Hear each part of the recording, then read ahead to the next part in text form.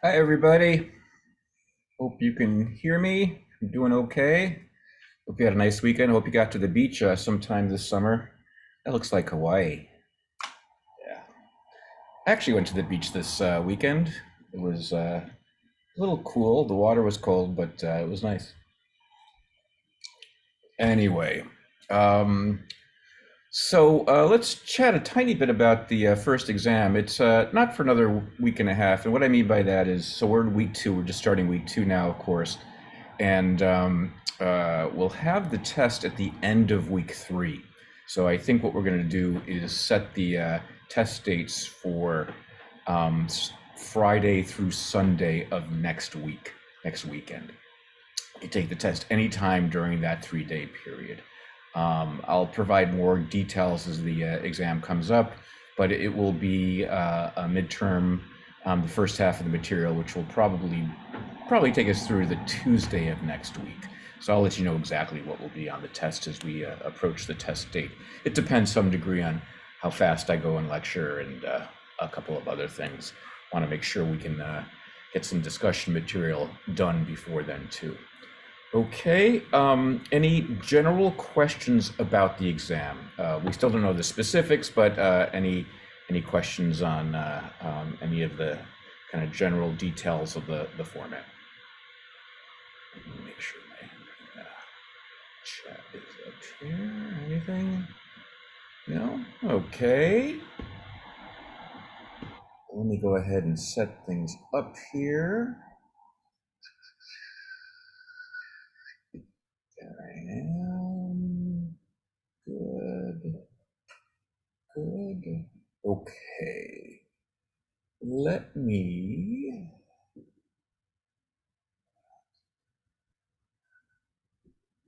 make sure everything's working okay. Let me share my screen. Okay, sorry, just take a second. Sorry, I have such a close up.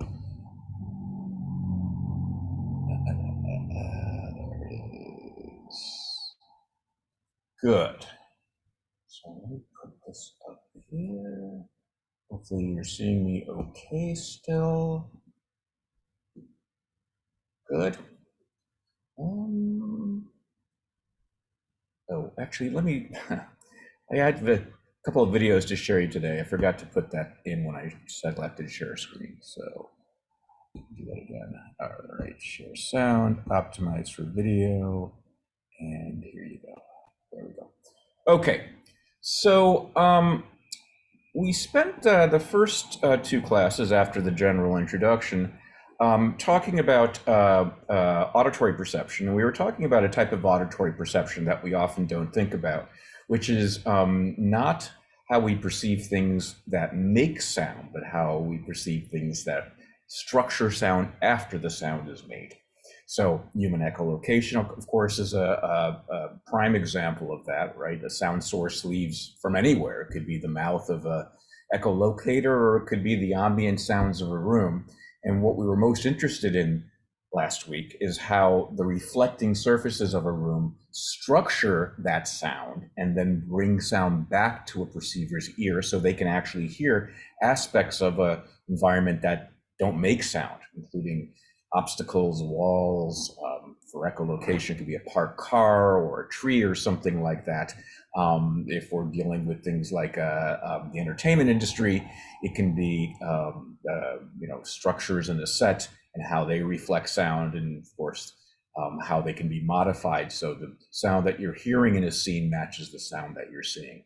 Today we're going to shift gears a little bit and actually talk a bit about sound sources and how we're able to perceive sound sources. But we're going to concentrate on two aspects of perceiving sound sources.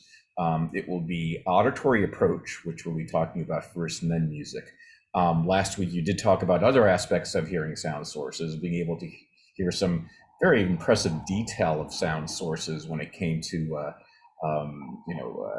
things that are being struck or broken, that sort of thing. And the book, if you didn't go through this last week in section, your book talks about how there are blind individuals who are able to hear such detail of these sorts of sounds in the background of a recording, say, it can actually be used in the police department for surveillance.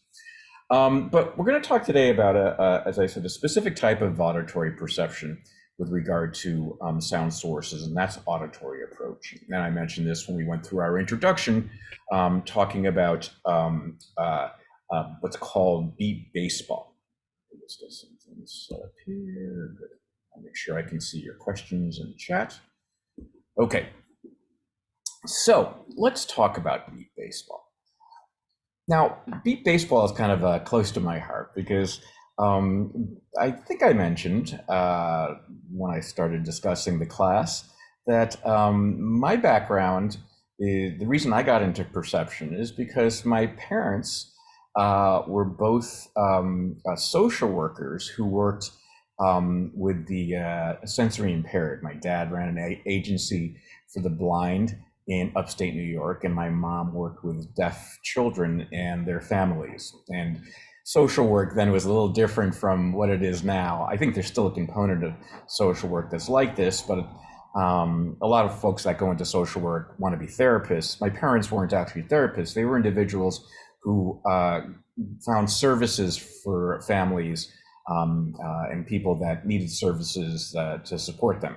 So my dad ran this agency for the blind and helped the blind with what's called mobility training, which is a type of training that allows them to navigate outside, navigate a downtown area, navigate a workplace, that sort of thing. And I used to go to my parents' offices, especially my dad's office, and see all the kind of interesting ways that devices had been designed to help blind individuals. We'll talk about some of those later. But one I want to concentrate on now is sports for blind individuals and blind teams. And I remember when I was a kid finding these softballs and soccer balls, footballs that emitted sounds. So I have one of these around here somewhere, but it no longer works. But it's a softball that has a little kind of stem in it. So when the stem is taken out, the ball emits a sound. It's a beep that you'll hear in just a second. And when I asked my dad about this, he said, yeah, there are blind sports teams. And this is back in the 60s. They had, I think, probably 5 to 10 teams like this back in the 60s that would play what's called beat baseball. So it was a sport that was invented in the mid 60s. When I wrote the book, there were 16 teams in the country like this. I think now there might be closer to 20. And these teams are associated with, like, local regions of a state or something like that. But when I was writing the book, I went down and saw the Beat Baseball World Series down in Houston. There were 16 teams represented there. And it was wonderful. It was a lot of fun. The teams come down with family members, and it is a great time. But one thing that you're struck by immediately when you watch these teams play is that they are very serious athletes. They train for days, weeks, months in order to compete well in this Beat Baseball World Series. The teams are comprised of participants that run from late teens to 50s, and there was a player who was in their 60s that was on the team who had been playing since the sport was invented, or I guess a little after that. Yeah, it's a great time. There is an aspect of it where it's like the families are having picnics and stuff like that while they're watching the games. But again, as I said, the athletes take it very, very seriously.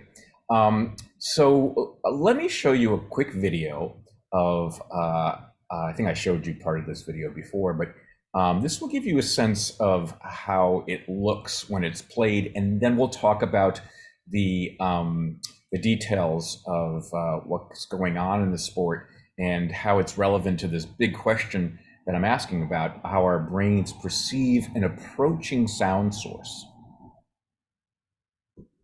Come on, Maddie.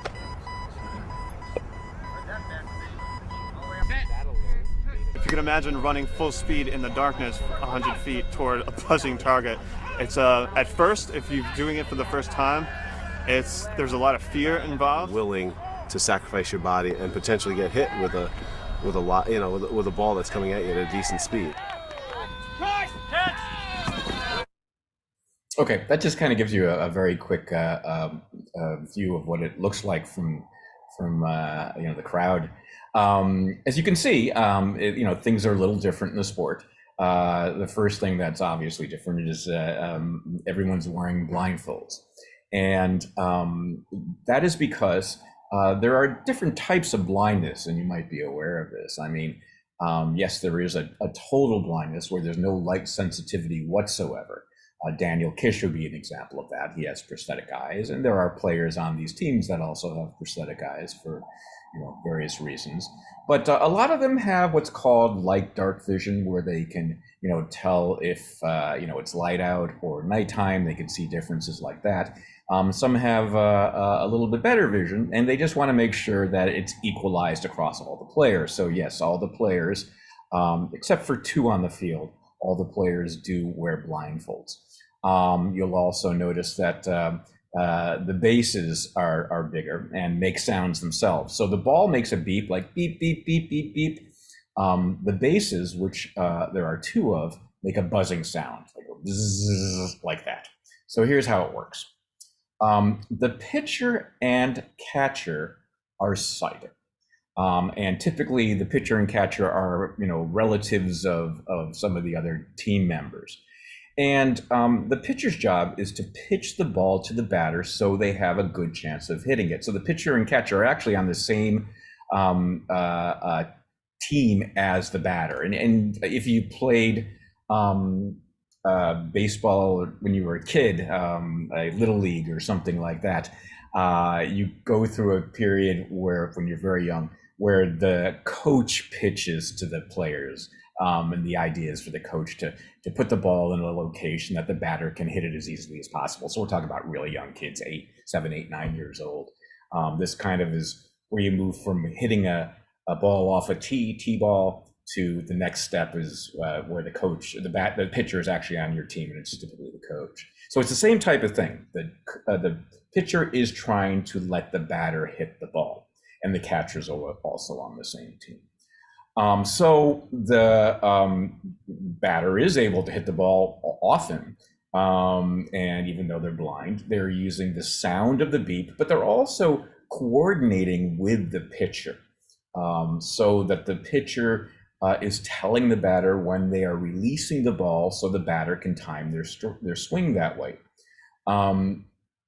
So the pitcher typically says, when they're getting ready to pitch, let's say, ready, set, pitch. And when they say pitch, they let go of the ball.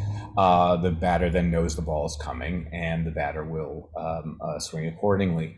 Now, they practice that for months and months and months. And the pitchers are great athletes. They know how each batter likes the ball to be placed, how fast they like the pitch, what works best in terms of the signals for each batter.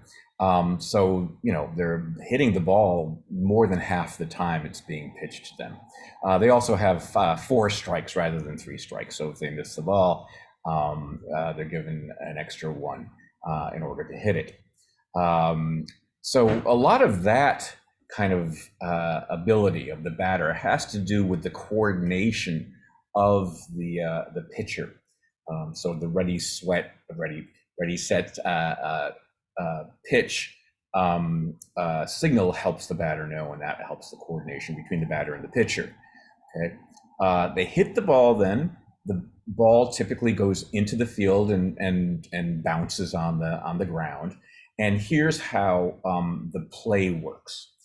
The outfield, the other team, needs to get the ball and have possession of it before the batter runs to the base. There are 2 bases that the batter runs to. One is in third base position on a normal softball field, say, and one's on first base position on a regular field. Those are those big cushions. So that's what you're seeing down here. As soon as the batter makes contact with the ball, an umpire flips a switch. Okay, Carla asked a question here. Are we going to have to remember how they play for the exam? Well, hopefully you're just finding this interesting, but yeah, you'll need to know where on the field the approaching sound is most important, Carla, okay? So this is also in your book, so you'll have an example there. But yeah, so the batter makes contact with the ball, and the batter will then be signaled whether they should be running to the base on the left, the third base position base, or the base on the right, the first base position base. And they'll hear that, and as soon as they hear it, they'll run in that direction. They then need to make contact with the base before the outfielder has possession of the ball. If they make contact with the base, it's a run. It counts as a point. If they don't, if the outfielder gets the ball before they make it to the base, then it's an out. I believe there are 4 outs per team, when they're playing through innings. Okay, so that's how it works. Now, of course, since they're only running to one base, the chances that they're going to hit it often are pretty high. So the scores are much higher, like they're in their 20 to 15 or something like that, which is generally much higher than regular baseball or softball. But that's how it works. Okay, so let me show you the video again now that you know something about the sport, and it will make a little bit more sense to you, and I'll narrate a tiny bit. Come on, Matty. So the beeping you're hearing is the ball. If you can imagine running full speed in the buzz darkness, is the 100 base, feet toward and a they're trying to buzzing run as target, quickly as possible. it's at first, if you're doing it for the first time, there's a lot of That's a fear run. involved. Willing to sacrifice your body and potentially get hit The outfield, with a lot, the other team with a gets ball the that's ball coming at you at possession, decent speed. that means they would be out. Yeah, so you can see, it's exciting. There is a race between when the outfielder is going to get the ball and when the batter runner is going to get to the base. It's fun to watch. Now, there are, I should say a couple of other things. I did see sometimes the batter does hit the ball and the ball goes up. It's a fly ball rather than a grounder, which you saw there. And when I saw a couple of hits like that, it was the case that the outfielders were sometimes able to catch the ball on the fly, which is just amazing if you think about it. Remember, this is all done through sound. Nobody has any access to vision at all. So imagine catching a ball that's coming towards you and you being able to determine where it's coming and how quickly it's coming by its sound in order to catch it. You can imagine how much practice that's going to involve.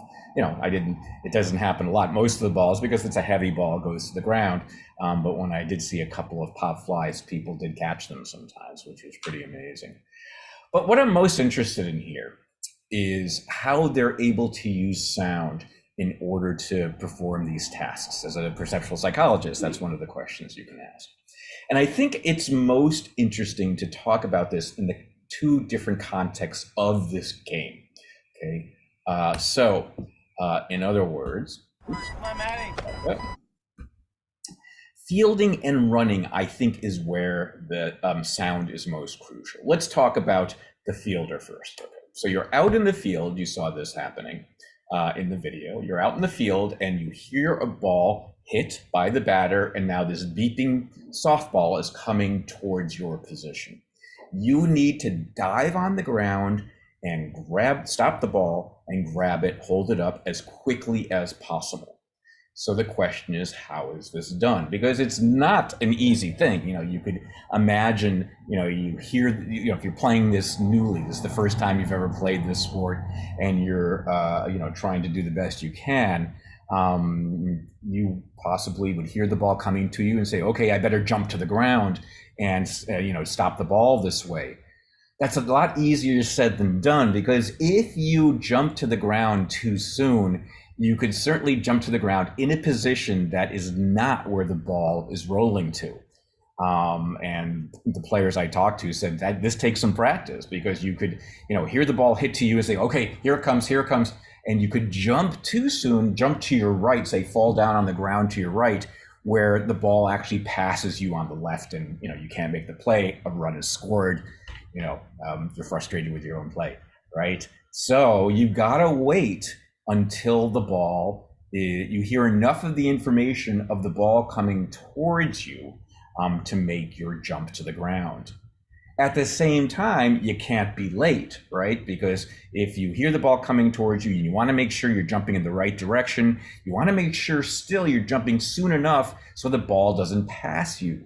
So it's an issue of pretty precise timing. You jump too late, the ball goes past you. You jump too early, the ball goes past you because you didn't jump in the right position on the ground.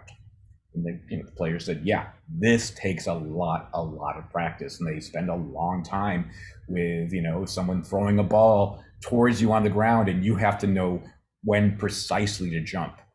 Those players in that situation are using the sound of an approaching sound source to make those judgments. The other situation in the game that really depends on approaching sound is actually kind of the inverse, because you're dealing with approaching sound not only when the ball's coming towards you, but when you're moving towards a sound, okay, when you're running towards a base. So you saw that in the video. When you're running to the base, you need to run as quickly as possible.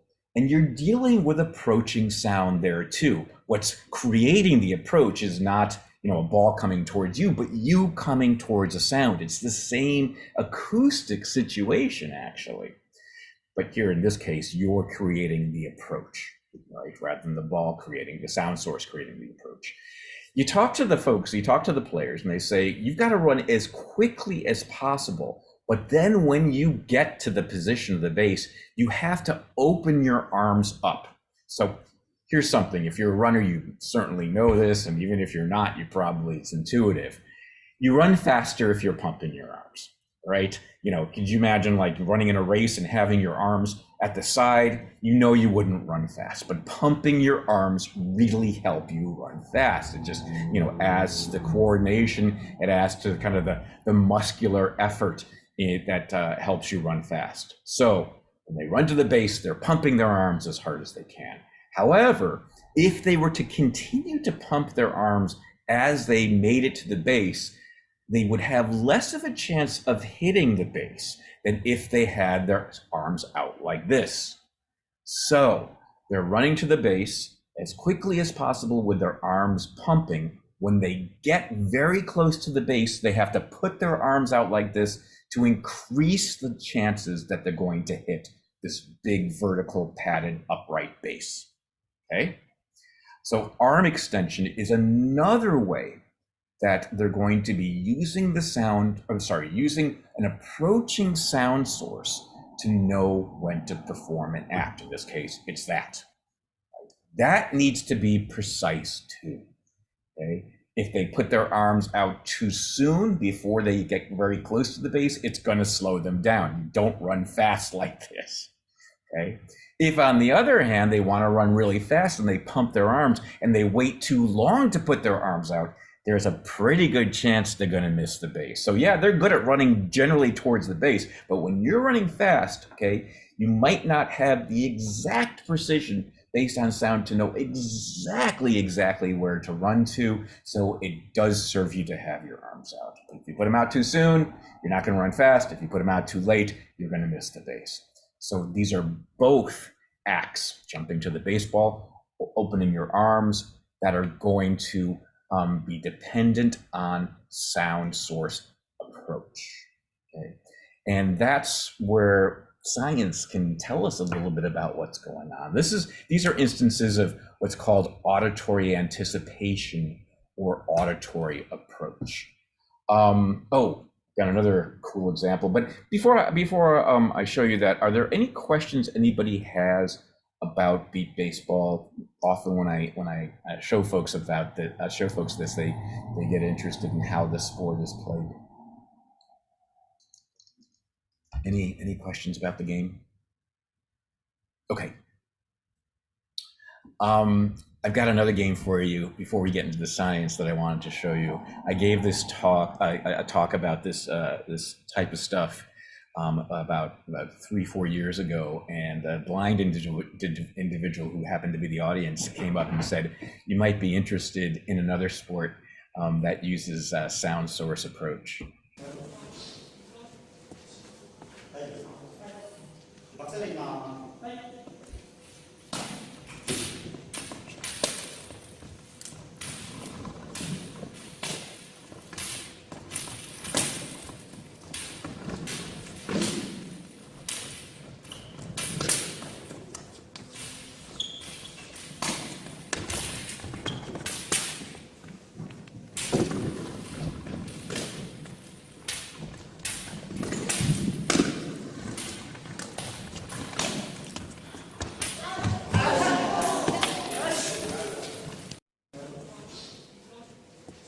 Pretty amazing. That's so. These are blind athletes. These are blind athletes. They're playing what's called, I think it's called rattle tennis or something like that. And you can certainly figure out what's going on. They take a tennis ball, they make a hole in it, they put in tiny BBs or what's called buckshot, then close up the hole so that when the ball is moving, it's rattling. And they use that sound as well as the sound of the ball hitting the floor, the ball hitting the opponent's racket, and are able to determine its location and its approach well enough that they can rally like that, which was pretty amazing. You can tell some of the rules are different. It's a smaller court, they play inside. There are 3 bounces, I believe, that are allowed. Probably some other changes that you noticed as well. But again, it's a serious sport. I mean, these athletes train for a very long time to perform in tournaments like the beat baseball players do, which is just absolutely amazing. Okay, let's go ahead and start talking about the science behind this a little bit. And actually, science is going to help us a little bit understand this. There's a literature that's on the issue of what's called time to arrival, and this is a research area where scientists have studied how the brain reacts to approaching sound sources. You're going to see that it's actually an interesting issue in auditory brain science for some very practical reasons, as you'll learn. So let's first talk about the type of auditory information that might be used in order to perform this sort of task. Now, let's first make it a more general issue. Certainly, when we're dealing with approaching sound sources often. The one I'll be talking about in some detail is when you're, say, interacting with traffic. Okay, so yes, you are able to, if it's a sighted person, you are able to look at traffic, but there are many instances where we interact with cars where we're not necessarily looking around. Now, this is becoming more of a problem when we, say, cross a parking lot and are looking at our cell phones.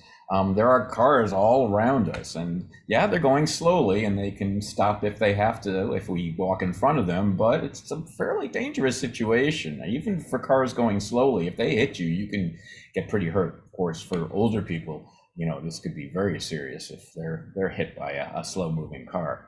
But we're using auditory approach there all the time. We're listening to cars approaching us in that context, when we're at an intersection, even though we can look around, there's cars coming from many directions. So we're using auditory approach in that type of situation as well. Reaching out to turn off your alarm in the morning is an issue of auditory approach. There's a lot of other examples too. But we'll talk about kind of the practical implications of this in just a second. What we're going to talk about first is what type of auditory information is useful in this context. So we talked about this with regard to echolocation. We talked about what's going on in the sound that might support that sort of performance situation. We're going to do the same now with a sound source that is emitting sound. What are the acoustic cues? So let's talk about what happens when the beat baseball approaches us. What happens to the sound as it reaches our ear? As the sound source, as the beat baseball gets closer, how does that sound change? I think one of the most obvious things is intensity, how loud the sound is, right? You know this, the closer you are to a sound source, the louder it is, right? So, you know, you see your friend across campus and they yell at you, they yell your name, and it's, you know, it's kind of a little hard to hear. You walk closer to them and their voice is louder. It's obvious, right? That is clearly one of the sound cues we use to determine how a sound is approaching us, right? That's loudness, or, you know, if you look at the actual, you know, acoustic signal, that would be how much energy there is, or intensity is the other term that's used for that sort of thing. Sound source gets closer to us, the intensity of that sound goes up, right? But there's other cues as well, and we know that these other cues are important, and I'll list these for you here, and then we can talk about them. So the complexity, Doppler shift, intraoral, and reflectances. They sound a little technical now, but they're not. I want to make this intuitive for you. You understand intensity already. Let's talk about what else happens to a sound as it gets closer. And I want to, you know, give you kind of an intuitive example of this. Imagine you're at a stoplight and you're there alone, but you know, you've got lanes on either side, and you know, it's a relatively quiet area, so you can hear what's going on. And from behind you, you hear somebody's got one of those great car stereos that kind of shake the world, you know, big loud things, and they're coming towards you from behind. How would you characterize the sound as it gets closer to you? You know, imagine you're hearing, you know, some rock and roll or hip hop or something in a car that's approaching you. As it's approaching, when you're still far away, what's the first part of the music you hear? It's probably the bass or the low drum. It's called the bass drum or the kick drum of the drum set, right? We all know that sound. And that's the first thing you probably hear, a low sound. And then as it comes closer and closer to you, you start hearing other aspects of the music. So maybe you just hear the kick drum, and then it gets a little closer. Maybe now you hear the bass along with the kick drum, and it gets closer still. Maybe you start being able to make out some of the lower keyboard parts, but still not a lot more than that. And as it gets closer still, now the sound is getting clearer. Not only are you hearing all those low things, you're also hearing you know, higher keyboard parts, or if there's guitars, you're hearing higher guitars, and now you're able to start making out some of the vocals maybe. And then when it's right next to you, imagine you both have your windows open, you're hearing a lot of detail. You're hearing all the detail of the music potentially. Now you're hearing, you know, all the vocals, and you're maybe hearing the cymbals, the different types of cymbals. You're hearing more kind of bright aspects of the music. That is a change in what we call complexity. So the farther away the sound is, the kind of more lower aspects of the sound we get. The closer it gets, the closer we are to a sound, we not only get those low aspects, we get the bright aspects too, the part of the sound that makes it more clear, more vivid. You know what it's like if you have your car stereo and you know, kind of switch the bass and treble controls on your car stereo. I don't know if you ever played with those, but if you have, you know what I'm talking about. It's like when a car's far away, it's like the bass control is all the way up and the treble control is all the way down. And then as the sound is getting closer to you, it's like you're turning up the treble and maybe turning down the bass just a tiny bit. But you know, now you're hearing a lot more detail in the sound because the treble is up. And that is something that happens with sound as it gets closer to you. The sound becomes more bright, it becomes more trebly, it becomes more clear. And what we call that in acoustics is that the complexity gets richer, it gets brighter. And we know that the brain uses those aspects of sound to know that a sound source is getting closer. So not only does the sound source gets louder when you're closer to it, but it gets brighter, right? And anyone go to the Taylor Swift shows recently down in SoFi? My own son and his girlfriend are going tomorrow. We were talking about this. I read a little bit about this, and I guess people are having to wear earplugs, some sort of sound deadeners, and it's not really because the sound out of Taylor's amplification system is that loud, but I guess there's so much screaming and so much singing along, the entire stadium can be very loud. And we looked at their seats last night, and they're sitting pretty close to where it looks like one of the loudspeaker systems are. And so they should absolutely be wearing, and they are wearing, my son, of course, would be wearing ear protection. So that's good. But, because they'll be close to one of the large speaker systems, they'll be able to hear a lot of detail, even with some of that protection in their ears, because that's what happens with sound source. They're close to the sound source. In this case, they're going to hear a lot of detail, especially trebly detail. So those are two things. What else? Doppler shift. Now, that is a term you may have heard before, Doppler shift. They talk about Doppler radar when they discuss weathered patterns and Doppler technology. Maybe you've heard that for astronomy and at planetariums and that sort of thing. What it means for sound in this context is what happens to a sound as it approaches you and then passes you. And I don't have an example of how this sounds, so I have to sing it for you.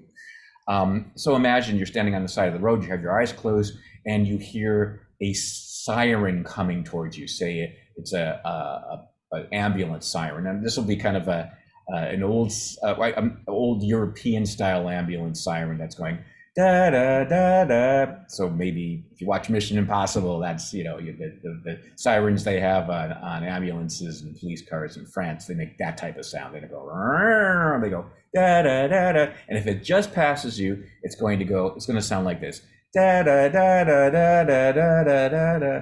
So did you hear it? There's still two pitches, but as it passed you, those pitches dropped.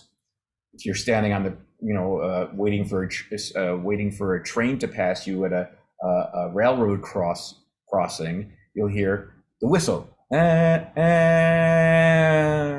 Okay, that drop in pitch, is not something that's created by the train whistle itself or the ambulance siren itself.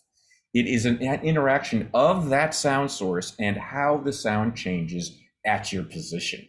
And that's what this is showing right here. The waves get kind of bunched up as the sound source is getting close to you. It then passes you, and the waves then get kind of released and they expand again. And so it's kind of like the sound source is pushing the waves together as it's approaching you, and then they expand as it goes away. And that's why you hear that drop in pitch. Da da da da da da da da da da da, like that. God. Sorry, I'm singing for you so early in the morning. Anyway, that's the idea. And it's known that the brain can use that information as well to anticipate the approach of a sound source. Two more things. Let's keep yourself now on the side of the street, listening to approaching ambulance siren. Just a single beep this time. Beep, okay, it would be like part of the European ambulance siren. Dee, dee, dee, dee, right? Dee, we'll just use the first one. You're facing forward, the ambulance is coming from over here. What happens as the sound leaves the ambulance and gets to your ears, because you're facing this way and the ambulance is over here, the sound's going to come from the ambulance and reach your left ear before your right ear. Okay? There's going to be a difference in the sound approaching the two ears. It's what we call an interaural difference. Okay? It's a difference between the sound at the two ears, interaural difference. Okay? So the sound's coming from here, it reaches, in this case, your left ear just a little bit before your right ear. It then continues to come towards you, and it's going to pass in front of you. You're standing on the sidewalk. As it comes towards you, that interaural difference in when the sound arrives at the two ears will change. So when it's right in front of you, okay, it's going to actually hit both ears at the same time. It's on the left, it's going to hit your left ear sooner. It's in the middle, it's going to hit both ears at the same time. And then when it goes to the right, it passes you. Here goes the siren. Okay, going to the right, which ear is it going to hit first? Now it's going to hit the right ear before the left ear.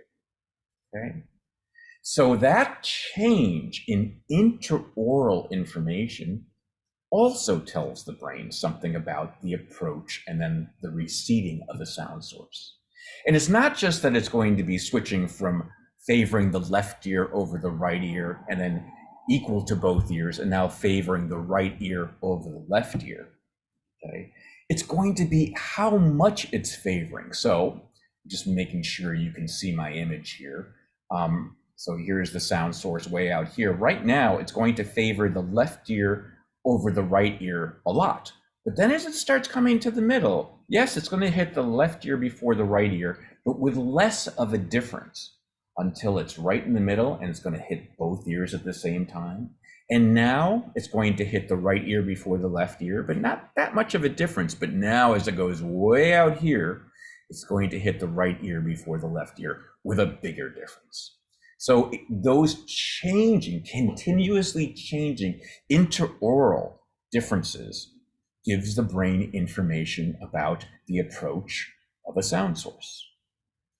There's one other aspect of the interaural situation I want to tell you about, though, because it's not just the timing differences between the two ears.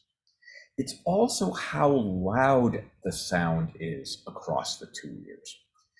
Now you would think, okay, so the sound's coming from the left, and yes, it's hitting the left ear before the right ear, okay, but it's probably got about the same intensity, the same loudness at the two ears, and actually that's not true, okay?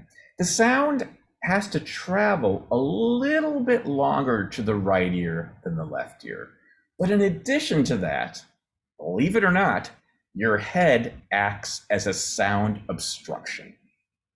Okay. Remember, we talked about sound obstruction last week. We talked about the fact that when something's in front of a sound, it blocks how loud it is, right? We discussed the fact that your brain's really good at picking up this stuff to the extent that it can tell if that obstruction is a disc or a triangle shape or a square shape. So yeah, our brain makes good use of obstructed sounds. And that's also true of this case, because if a sound is coming from here and my head's looking this way, okay, it hits this ear. And then before it hits that ear, my giant head, and in this case, it's especially true because I have an especially giant head, blocks the sound so this ear is getting less loud sounds than this ear when the sound source is coming from here. So here we go. This makes a sound source. It's coming in out of an ambulance. It gets to this ear, and then my head acts to dampen, obstruct, occlude the sound, so my right ear is getting less sound. Yeah, it seems minuscule, right? How much different could it be? But it's just different enough so that our brain can use it and hear that change as it comes closer and then goes past us, okay? When it's right in front of us, it hits both ears at the same time, right? It's both ears at the same time. And not only that, but it hits both ears with the same amount of loudness. And now as it passes this way, okay, it favors the right ear, both in how quickly it's going to get there and how loud the sound is in the right ear versus the left ear. So these interaural differences aren't just a difference in the timing at the two ears. They're a difference in how loud the sound is at the two ears. And eons of research, decades and decades of research, know that the brain can use that time difference and loudness difference to determine how loud or how a sound is approaching us. Okay. Finally, reflectances. And this is something you know a little bit about already. Oh, by the way, I should mention, I should probably have referred to these. This is what happens when a sound source approaches us. It's amplitude or intensity. And I apologize that acoustics has so many names for that. So when we talk about amplitude or intensity or energy, we're talking about how loud the sound sounds to us. Okay. So as a sound source approaches, it gets loud. As it then recedes, it gets quieter. That's all that's showing. This is showing the Doppler shift right here, very easy. This is showing something about the sound sources across the two ears, the interaural differences. So now the sound source is on this person's right. It's going to hit the right ear before the left ear, but look what it does in addition to that. Our heads actually create an obstruction, so the right ear gets louder sound than the left ear. Okay, we're caught up now. Finally, there's this image down here, and what this is showing is how sound reaches our ears, not only directly from a sound source, but also from reflections all around the room that we're in. Okay, so the sound leaves the guitar and yes, goes straight to our ears, but also bounces off the ceiling, bounces off the wall, bounces off the floor, and gets to our ears that way. And it's much more complex than that, because it bounces off the ceiling, bounces off the floor, bounces off the wall, bounces off another wall, and gets to our ears that way as well. So like we're in this giant kind of, I guess what we could call is an ambient sort of space of sound like we talked about before. But here's the thing about what happens as the sound source gets closer to us. The closer a sound source gets, the more direct sound we get relative to the reflected sound. As the sound source gets further and further away, we get more reflected sound relative to the direct sound. And this is intuitive for you, right? If you're sitting way back in the nosebleed seats at SoFi Stadium to see Taylor, you're going to hear a lot of echo, right? Because you're pretty far away from the loudspeakers. You're going to hear less echo if you're, sitting close to those loudspeakers, right? Imagine yourself, you're in a warehouse. Costco is not a terrible example, but an emptier warehouse is probably better. Right, you're in a big warehouse, maybe an airplane hangar, and somebody's very far away and they yell your name, their voice is going to sound very, very echoey, right? And they get closer and closer, their voice sounds less echoey. The amount of echo that your brain is detecting is also going to tell you something about how close somebody is and how their position is changing or potentially approaching.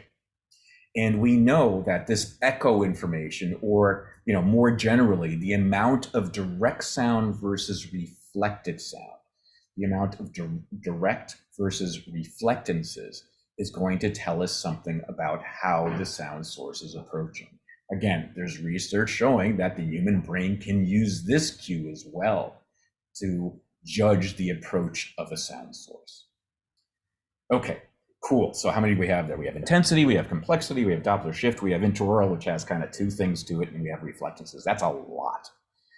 So the brain has a lot to work with here, which is good, as you'll see, because it's important that our brain be able to detect approaching sound sources. But there's something in addition I want to tell you about this. Because in a way, it treats all these different acoustic cues in the same way. And what I mean by that, it's looking for how the acoustic cues change as the sound source approaches us.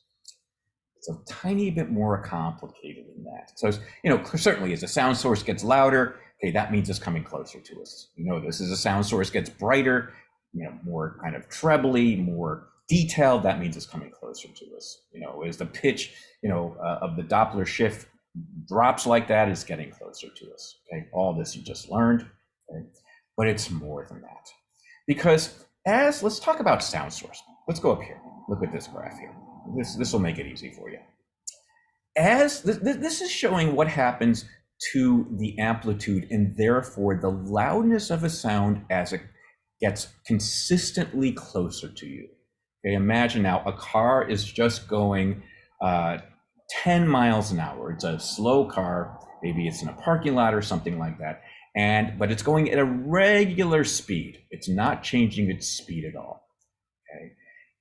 The speed, in other words, okay, the distance from you is just going to increase regularly. It's going to be a regular like line here, a slope.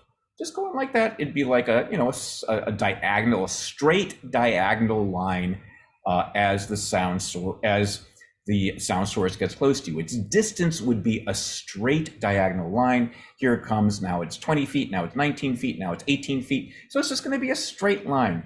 Well, look what happens with the sound. The sound changes in not a straight line. It's a curve. Okay, so the sound source is getting closer to you, a foot at a time. So the distance is going to change, regularly. It's going to be like a straight line.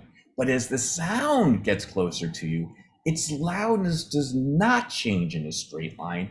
It changes slowly at first, and then the closer and closer it gets, it changes more and more rapidly.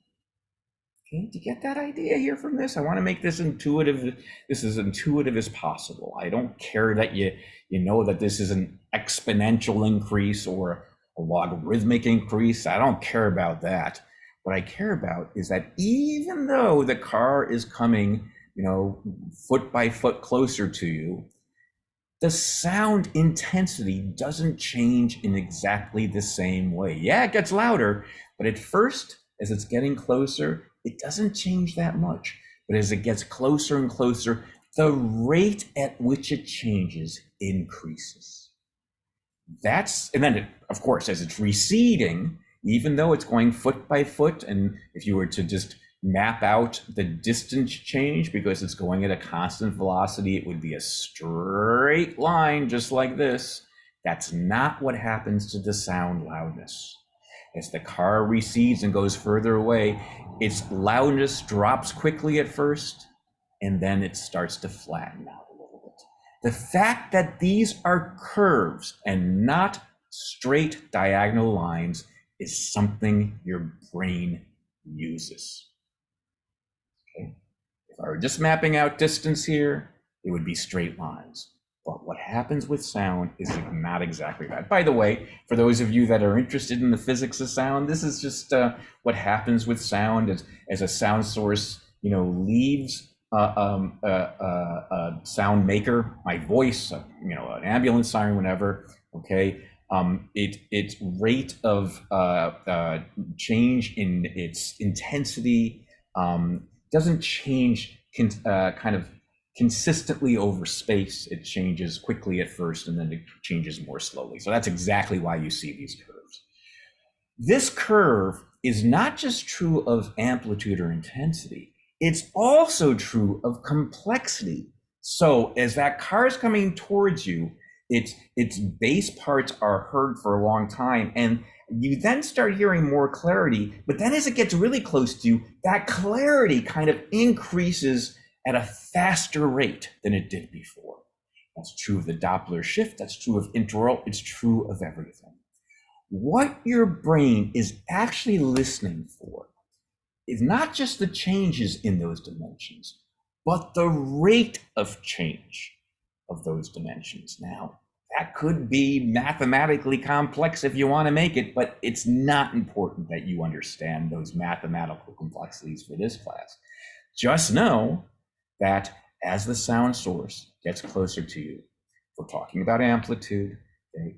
It gets louder slowly, but then as it gets closer and closer, even though it's coming at the same speed, that loudness changes more quickly. And that's kind of rate of change, where the change happens more quickly as the sound source gets closer to you, is true not just of intensity, but of complexity, Doppler shift, interaural reflexes.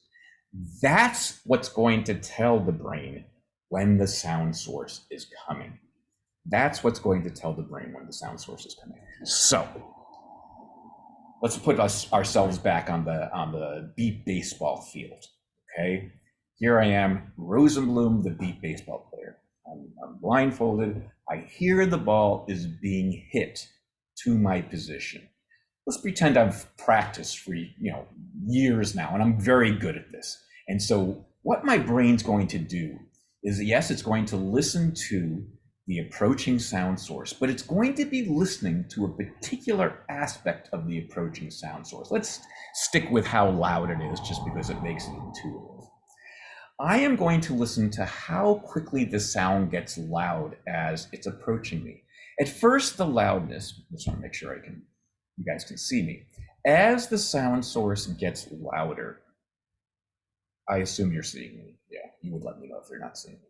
As the sound source gets closer, it's going to get a little bit louder in the beginning.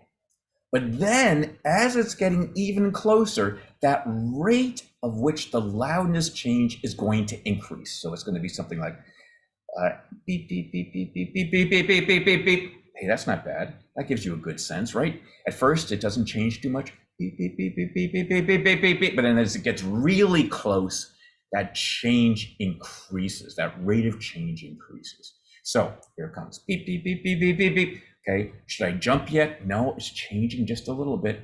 Beep, beep, beep. Should I jump yet? Not yet. Okay, now it's starting to change quickly. Beep, beep, beep, beep, beep. And that's when I jump. When I hear that change in how quickly. Now, this probably isn't a very conscious thing. Maybe at first when they're learning to do it, they say, okay, I've learned that if I jump when it's changing really fast, that helps. That doesn't make a difference of whether they're conscious or not in some ways. It's their brain either tacitly, meaning unconsciously, or consciously telling their body when to jump and listening for that rapid change in loudness. The same with, it's not only is my brain using that loudness change as it gets closer, that's just the most obvious, the most maybe conspicuous change. All these other things are happening as well. Doppler shift complexity, all this other stuff is happening as well. And my brain is listening to the rate of change of all of those things. Your brain is really sophisticated with these sorts of judgments of time to approach, time to arrival judgments. And we know people are good at this in research. We did some of this research back in the 90s. But I'm just giving our example because I can tell you about our specific experiments. A lot of other people have tested this in a lot more sophisticated ways and a lot more recently. We haven't really done, well, we did a little research I'll tell you about in a second, but since the 90s, we haven't done very much of this type of research. A lot of other labs have done very sophisticated things. And what you do basically is this type of an experiment where you record a sound source, maybe an ambulance coming towards a microphone, and then take those recordings and then put headphones on people, play them those sounds, and ask people to press a button when the ambulance is just passing them. And that's actually a very easy thing to do. You listen to the ambulance siren, and when it sounds like it's in front of you, you just push a button. However, what could then be done is you start manipulating the sound so that the listener doesn't hear the entire approach sound. They hear the sound approaching, and then all of a sudden the sound goes off. It becomes silent. But the job of the perceiver is to press a button when they think the sound source would have approached them, given what they've heard so far. So you hear, okay, and now I have to wait, given what I've heard of this approaching sound, I have to wait and kind of anticipate when it would have would have passed me or just been in front of me, okay, if the sound had continued to come. And so we played just, a third of that approach sound, or maybe 2/3, and we try all the, kind of the different segments of this. This is the point where it approach. And we ask people to make these judgments based on just a segment of the approaching sound. And people are outstanding at this. They can just hear the beginning and anticipate with pretty good accuracy when it would be at their position. So they can use the approaching sound sources. Again, this was in the 90s. This was some of the early research on this. People have done, as you'll learn, much more sophisticated stuff, but people are good at this. And not surprisingly, blind individuals are more accurate than sighted individuals at this sort of task. They can use just the beginning of an approaching sound to determine when the sound would be at their position without having to hear the entire thing. Okay? Interestingly, people aren't always perfect. And when they're not perfect, they tend to make mistakes in the same direction. So here's what could happen. Here comes the approaching source. Dee, dee, dee, dee, dee, dee, dee. It stops, and I have to push a button. And I'm trying to be as accurate as possible. I'm, not told if I'm right or wrong or anything like that, but I'm trying to be accurate. Okay. If I make a mistake, and it's going to be a tiny mistake, but if I make a mistake, am I more likely to over-anticipate, in other words, push the button before the sound would have been at my position, or to be late? So this is going to be true. This type of mistake is going to be true of both blind and sighted listeners. Am I more likely to push the button early or late? Over anticipate or under anticipate? So think about, if your brain were going to make a mistake, if it were going to be a little bit away from pure accuracy, which direction would be safer? Yeah, and that's what you see. When there's mistakes, everybody over anticipates. They push the button. They say the car is going to be at their position sooner than it actually is. And that's not true just of sighted people making little mistakes, it's true of blind people making mistakes, which makes perfect sense, right? I mean, in some way, your auditory system kind of acts like a warning system, right? I don't know if we've mentioned this before, but at any one time, you're just seeing a piece of your visual world, like it's 180 degrees, right? We talked about that more or less. It's a little less than 180 degrees that you're seeing. And if something is coming from behind you or from anywhere, that you can't see, your auditory system kind of, tells you, yeah, there's something coming at you, you better be careful. So your auditory system kind of evolved to be a warning system. And it's safe for this warning system to over anticipate something coming towards you, like get out of the way now. And if you're not going to be exactly accurate about when to get out of the way, you might as well get out of the way early. And that's what the results of these sorts of experiments always show. People will, say the sound source is going to be at their position earlier than it is. If there's mistakes, it will be towards the early side. Cool. Let's continue talking about this. And as I said, we did this research a long time ago. A lot of other people have done really, really important, interesting research. Ours was just a little, kind of silly perception experiment in our lab. A lot of people have done neurophysiological research on this. And here's where I think you'll be convinced about that this is a really important sort of thing your brain does.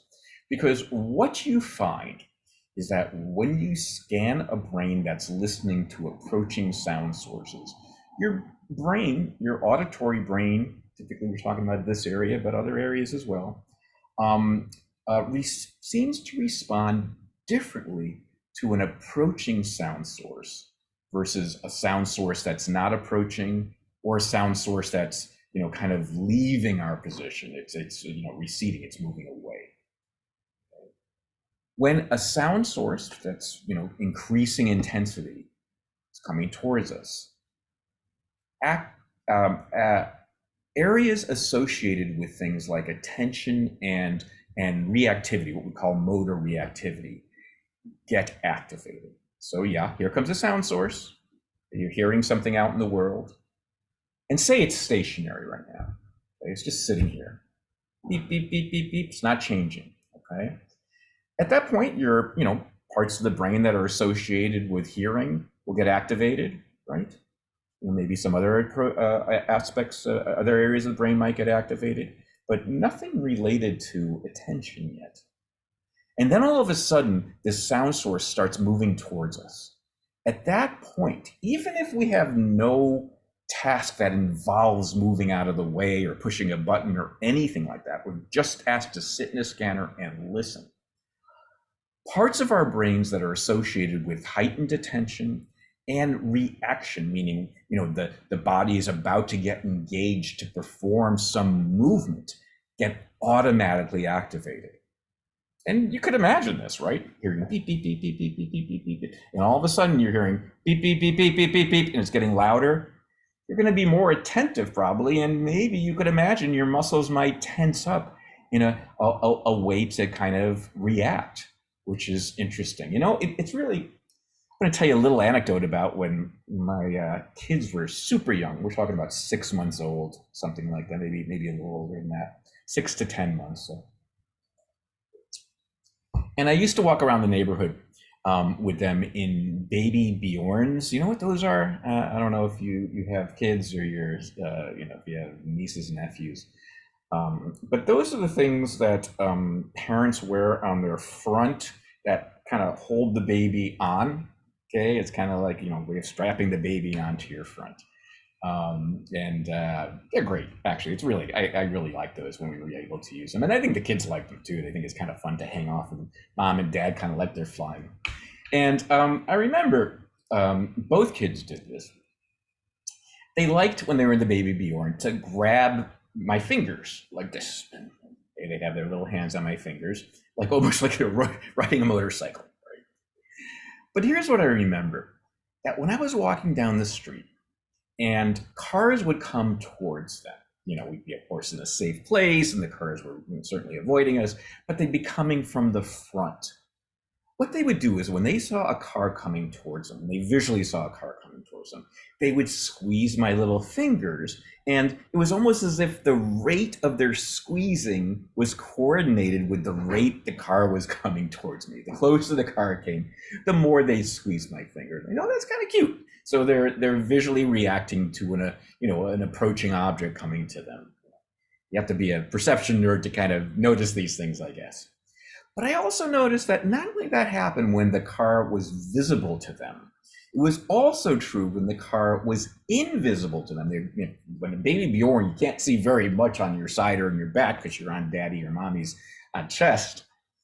But if a car was coming from behind us, and they could hear the car coming towards us, that same kind of squeezing thing where they heard the approaching sound source also occurred. In this case, they're not seeing it. They're hearing the sound source, but they're squeezing the closer and closer it comes to them.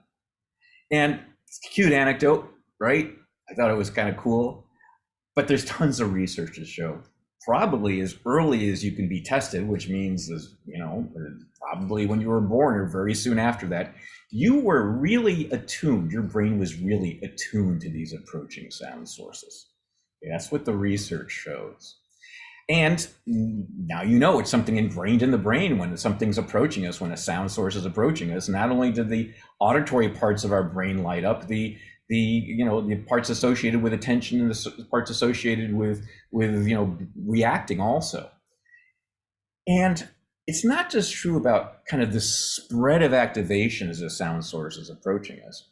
It's also the case that your brain is designed to be super sensitive to this stuff because it actually has a higher proportion of cells in the auditory brain that react to approaching sources versus sound sources that are just staying in one place, or sound sources that are leaving us. That's showing you how many, what's the proportion of cells that are going to fire off when it's approaching versus, in this case, leaving. But it's also true of just a sound source that's in one position. And now we're not even talking about cells in attention areas or motor areas. We're talking about just the cells in the auditory areas. There are more there in this, kind of very low level auditory area that are designed to react to approaching versus non-approaching sound sources. Okay. Now, this is great. This is really great because it actually can serve some very important practical purposes. As we've already talked about, you want a brain that can be a good warning system to you. You want a brain that can tell you that something's coming towards you, and you might need to act. You might need to move out of the way. You might need to put your glove out if it's a beeping baseball and is coming towards you. You might need to spread your arms out if you're trying to hit that base, all that sort of stuff. And now you know something about the acoustic information, about how the brain uses that acoustic information to do this, right? But here's a kind of cool practical situation. And it has to do with what in the old days we used to call the Prius problem. So this is right before I was writing the book. We helped the National Federation of the Blind address this problem, because so we're talking about 2008, 2009, when Priuses, especially in Southern California, as you mentioned, this was a Southern California problem before it was any problem anywhere else. The blind individuals were starting to report situations where they were having trouble hearing cars coming towards them, say in parking lots or on side streets, in quiet neighborhoods even, and stuff like that. There were a lot of reports where they were saying, yeah, I was walking, a blind individual saying I was walking through a parking lot, and all of a sudden this car just appeared from out of nowhere as if it was right behind me, and that didn't used to happen.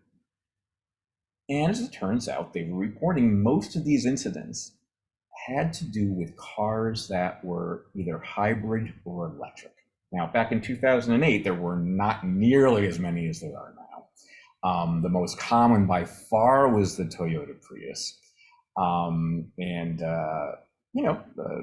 It was also by far, they sold the most Priuses in Southern California. In fact, I live in Los Angeles, and my wife and I have purchased cars from Toyota Santa Monica. Okay, Toyota Santa Monica sold more Priuses than any other Toyota dealer in the country. Partially because gas is very expensive here, and there's a lot of environmental awareness here and that sort of thing. So a lot of these things happen in Southern California. So I was able to actually borrow a friend's Prius. I didn't have one at the time, but borrow a friend's Prius to test out how quiet these cars were. I should mention that not only did the blind pedestrians report this, we started getting reports from sighted individuals who were, kind of distracted by their cell phones or distracted talking to people, who also reported difficulty hearing hybrid cars. Interestingly, most of these reports came from situations where the pedestrians were around cars that were going pretty slowly.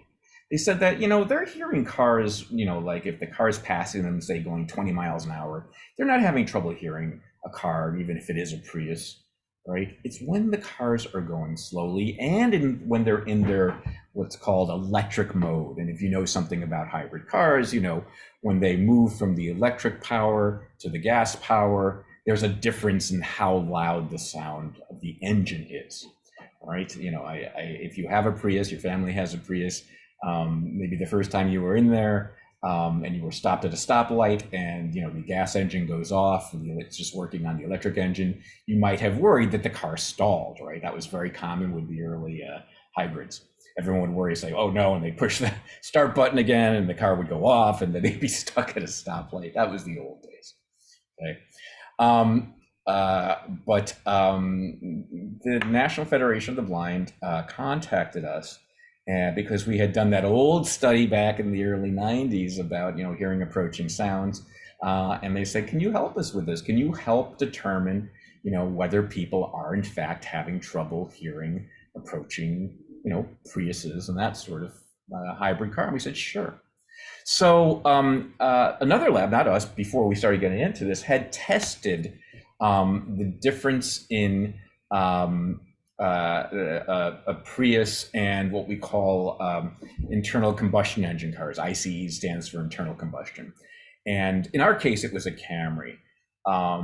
But whether it was, so actually that's the car, we I borrowed this Prius from a friend, and this was my car at the time. It was a Toyota. I mean, I'm sorry, a Honda. Oh no. Oh, I'm sorry. It was a. Is this a Honda? Yeah, that was my car. Okay, so the measurements were done on a Prius and Camry. Our experiments on a Prius and Accord. But the Camry and the Accord at the time were internal combustion engines. And what they found, this other lab, was that when the cars were going at a, say, good traffic speed of, say, 20 miles an hour, even 15 miles an hour and above, the sound coming out of the cars were the same. And there's two reasons for this. First of all, at least in the early days when Priuses were going that fast, 15, 20 miles an hour, the combustion engine was probably activated, okay? So, you know, it was essentially was like an internal combustion engine car, even though it was a hybrid. At that point, it was in its gas engine mode, okay? So it was making regular gas engine sounds. But also when a car goes that fast, the sound isn't just coming, the noticeable sound isn't just coming from the engine. The noticeable sound is also coming from the sound of the wheels on the road. There's friction sound that's pretty noticeable at that speed. And also the air rushing over the car, that kind of aerodynamic sound, is also noticeable when the car is going, you know, 15, 20 miles an hour or above. So Prius, Camry, that's combustion, sound the same. However, when the Prius is going less than 20 miles an hour, even, you know, less than 15 or 10, and it's in its electric mode, it becomes much harder to hear. It's much quieter. Okay? It's called what they call the silent but deadly zone. So they found a huge difference in the measured acoustic energy, the intensity, the amplitude coming out of the cars when they were going less than, say, 20 or even 15 miles an hour. The Prius in its electric mode at that point was much quieter than the combustion engine car. So that's one thing to show that there's a big difference in how much energy is coming out of the car. It's another thing to actually to test it perceptually to see what's going on. And that's where our research came. So what we did is we took people out to a parking lot and drove cars towards them. These are freshman students in the intro psychology class. They are blindfolded. And this parking lot, by the way, is just right outside campus. There used to be a church there called the Newman House. I don't know if it's still there. It's across from that, gosh, that organic grocery store there. It's right across from there, outside of campus, and that's what you're seeing here. And what we did is we had cars approach a listener, and we made sure that they were both going slow. We wanted to make sure that the Prius was in its electric mode. So they both came at a listener at 5 miles an hour, okay? We used, oh, I forgot to mention this. Okay, this is important. The subject's job here was to press one of two buttons. So you can see they have their fingers on a little button box here that's connected to a computer. And their job is to say whether the car is coming from their left or right as soon as they can determine that. Okay.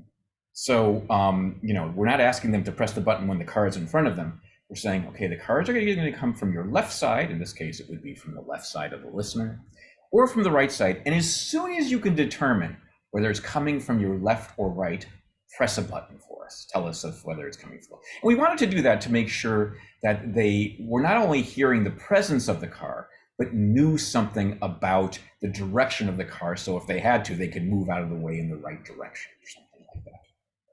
Our cars were the 2006 Prius and the 2004 Accord. Again, the 2004 Accord happened to be my car. 2006 Prius was a friend's car.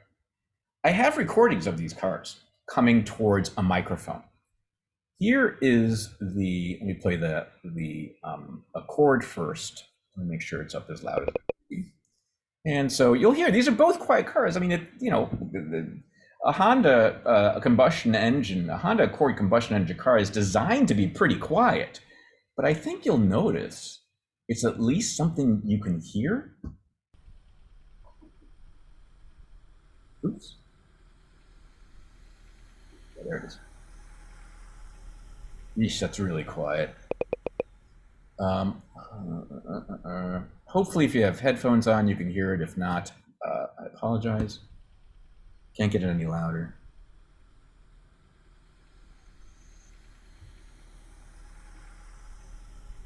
Okay, it's really quiet on my computer. I apologize. Hopefully it's a little louder on yours. But that's the Accord. This is the Prius. Birds in the background, but that's outside.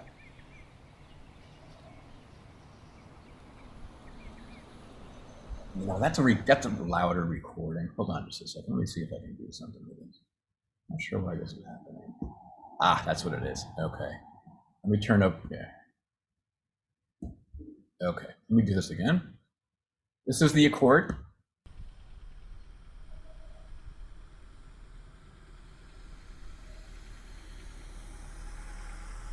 Yeah, that's better. And this is the Prius.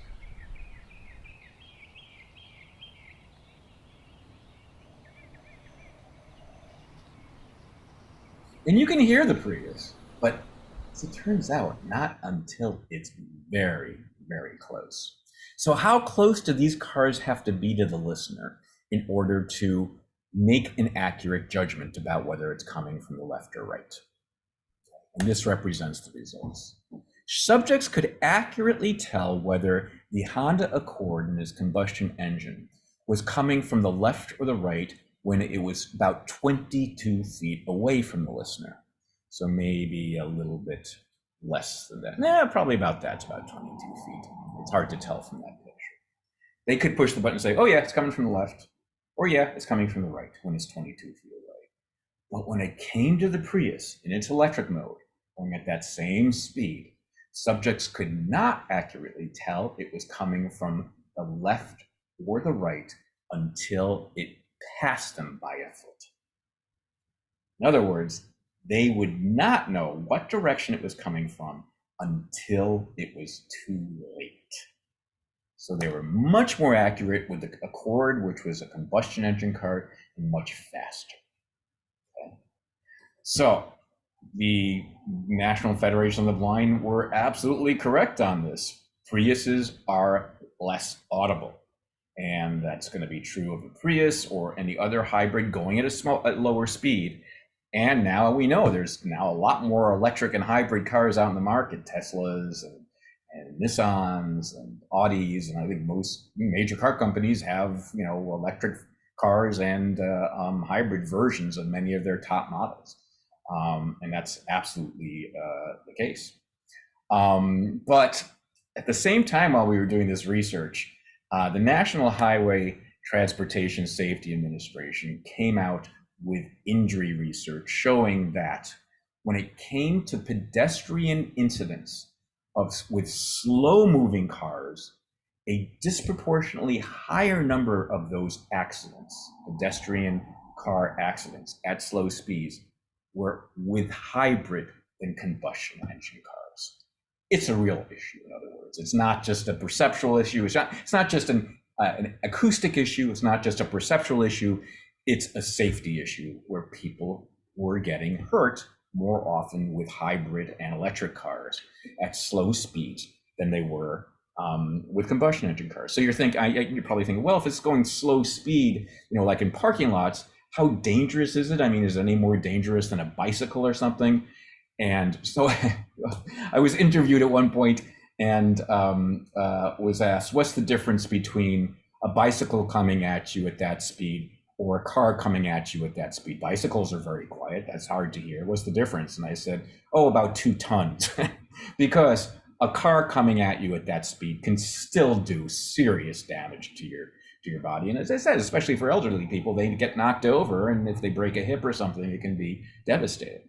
So it is an issue. It's a serious issue, which is why the National Highway Transportation Safety Administration, NHTSA, has now recommended and then will now require new hybrid and electric cars to have warning sounds on them. I don't think, I think it goes into effect in 2024, 25, where all new hybrids and electrical cars need to have some type of sound that's added to the car when it's in its quiet, slow moving mode. Okay. But now you might know there are warning sounds that have been added to the Prius, the Nissan Leaf, the Tesla, Roadster, Audi. And I live on a street here in Los Angeles that happens to have a lot of electric and hybrid cars. And when I'm walking my little doggy, I am very aware of these sounds. Now, it was interesting when it became clear that something was going to have to be done. I was contacted by some companies that said, can you help us design a sound? We want it to be like a trademark sound. We want it to be like maybe some sort of melody or something like that. And I told them, yeah, you know, I could use the money, but I don't think I want to consult because I can tell you exactly what the, blind community wants. And I think it's probably what the sighted community wants too. They want cars to sound like cars. They want those quiet cars to sound like they have some type of, engine, but very quiet engine. And then there were concerns like, oh my gosh, we're going to make the roads much noisier by adding these sounds. And the good news is, and I would tell people this in interviews, the good news is that because our brains are so sensitive to approaching sound sources, you just learned that in the last 3 slides, your brain is really good with approaching sound sources. The sounds that need to be added to these cars are minimal. And I said they can even be quieter than combustion engine sounds. They just need to be sounds that are, kind of familiar and kind of, consistent with what's usually heard when it comes to, hearing cars. We don't want melodies. We don't want, little whistles or something like that.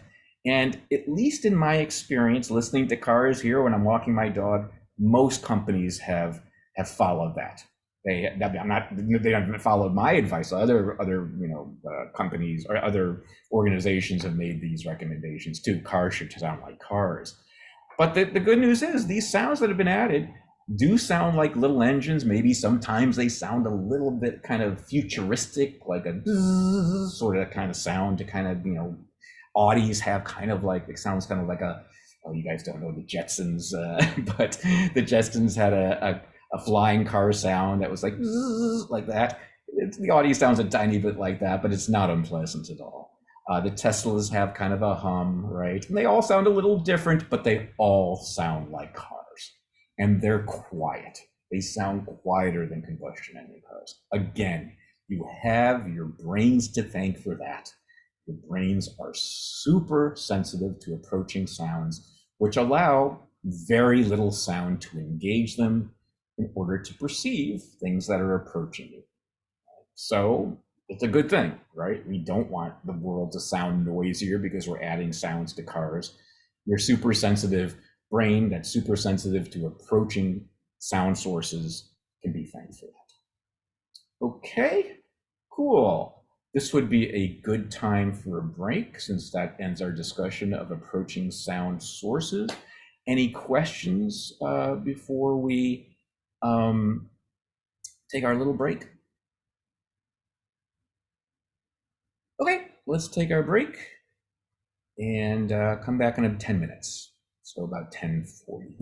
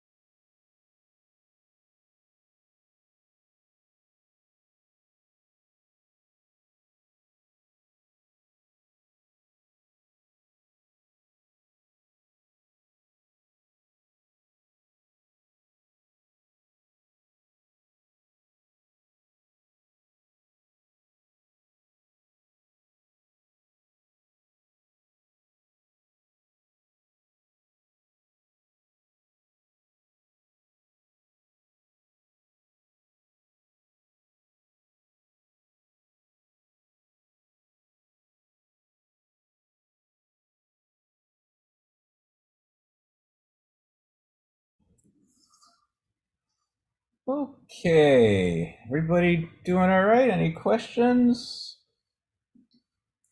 All right.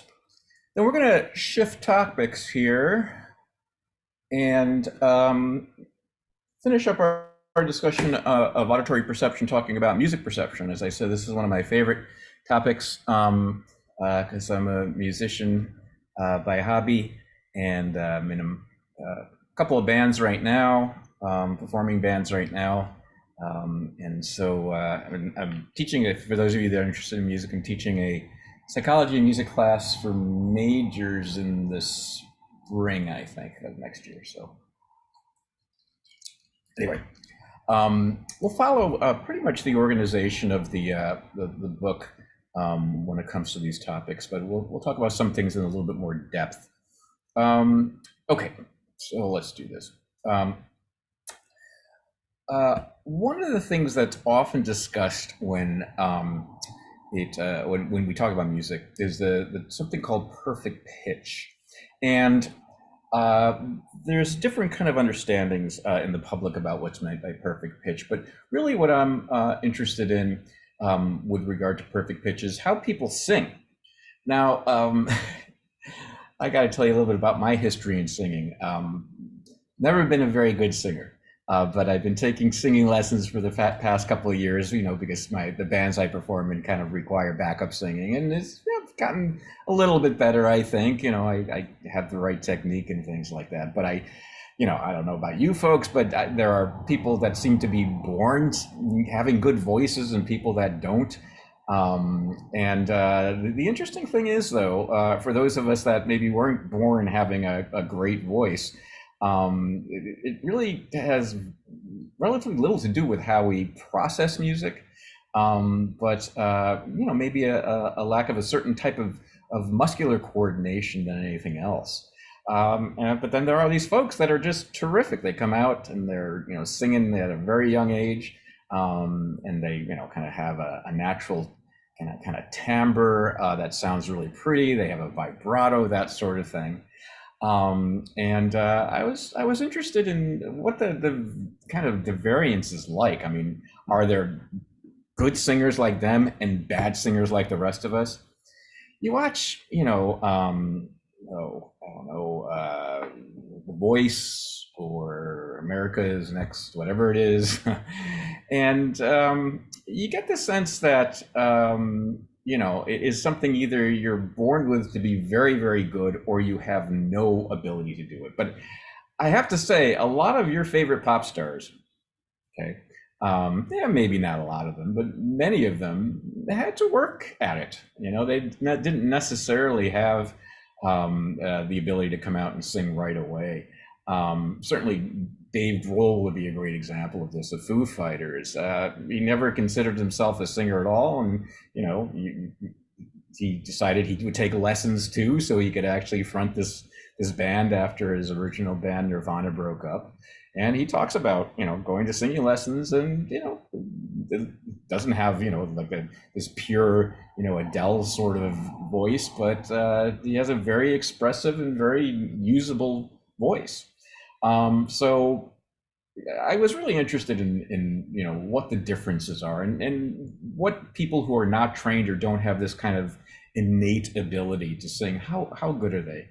So one thing I did is I talked to folks who belonged in a barbershop quartet ensemble. So what perfect pitch is achieving and maintaining a produced target pitch. So I'm going to have my guitar out for this lecture, by the way. I know it doesn't come out very good here, but you don't need to see it, you just need to hear it. If I play that note, what is your chance of actually reproducing that note? Like that. You're gonna hear me sing a little bit here. Sorry, I apologize.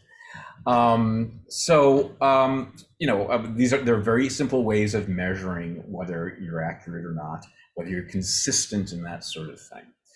But to understand how people could actually really achieve this in impressive ways, what I did is I went down and watched a rehearsal, and then talked to folks who are involved in a type of singing that requires very, very precise performance. And I talk about it in the book. I won't talk about it too much here, but this is an ensemble that competes formally against other ensembles in the country. This one happens to be in Orange County. It's called a barbershop ensemble. And I'm going to play you a little bit of a performance of theirs. They are judged on how accurate they can match each other's pitches. Okay? I'll talk about this in just a second, by the way, what I've written here. But let's listen to them just for a little bit to get a sense of how accurate they can be.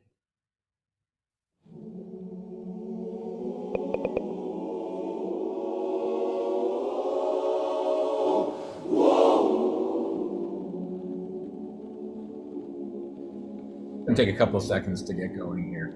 This is 200 folks, I believe. They're 200 men.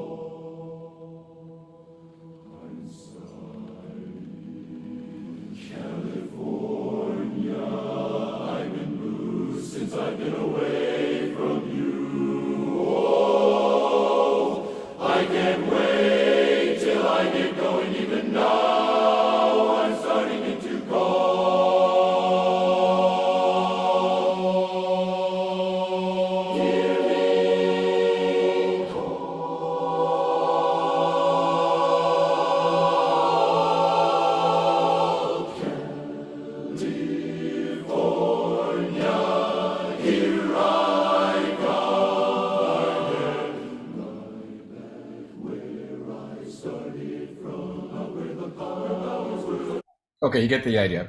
Now, not sure if you're familiar with this type of music. It's kind of dad music, right? It's a little goofy.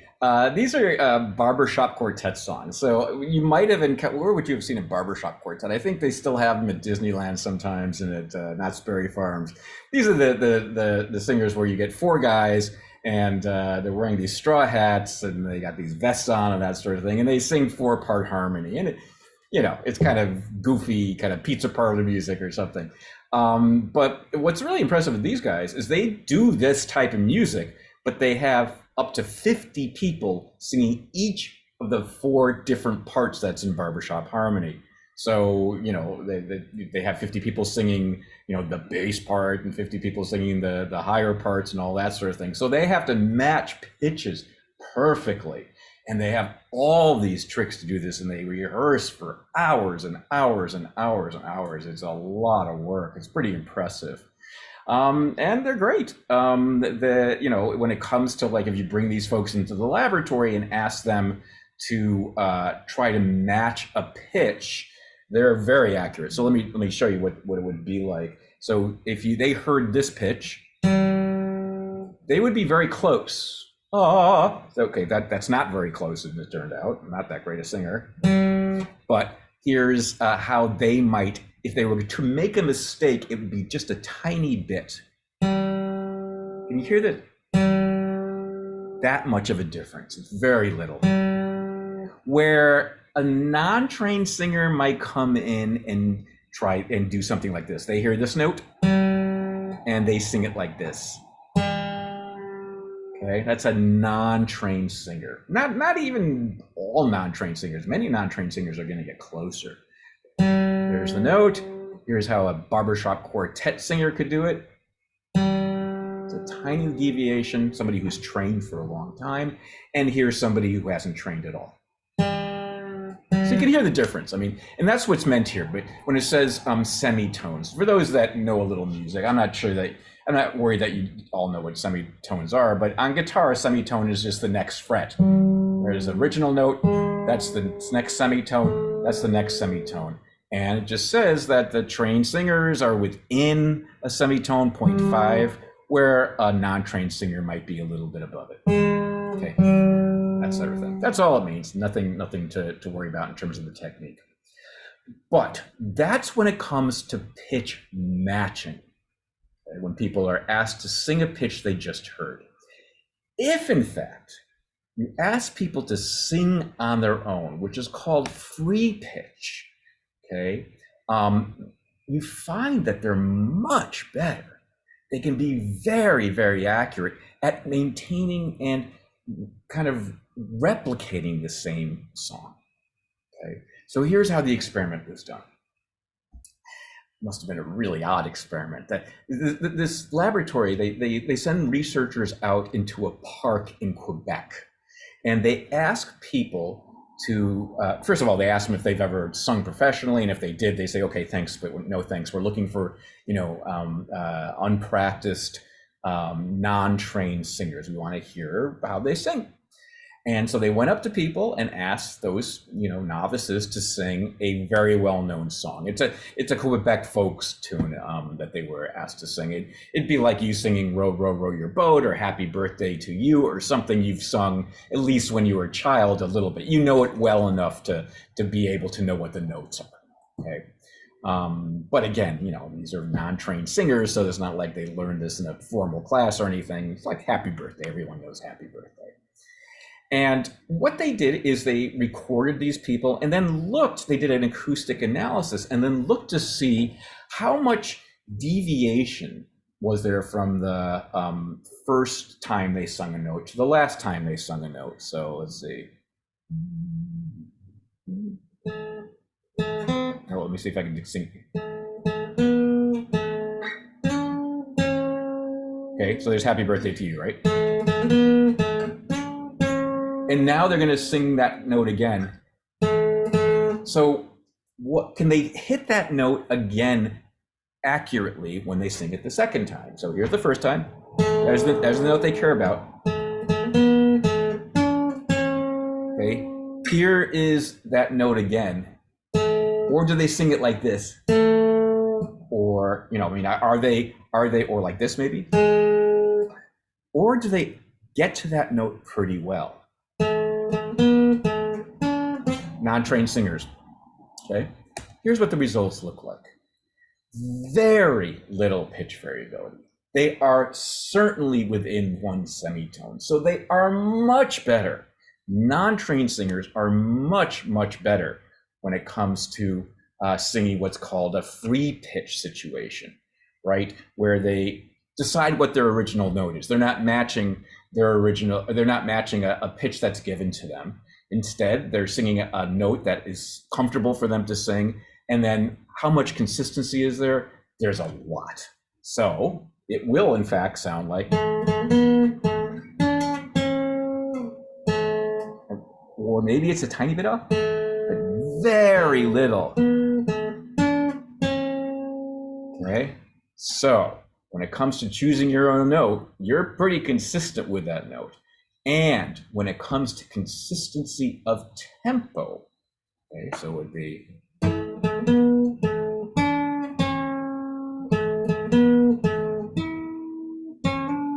right? It's, let me play that again. So it's got the same, so people were asked to sing it, like "Row, row, row your boat," that sort of thing. Happy birthday to them.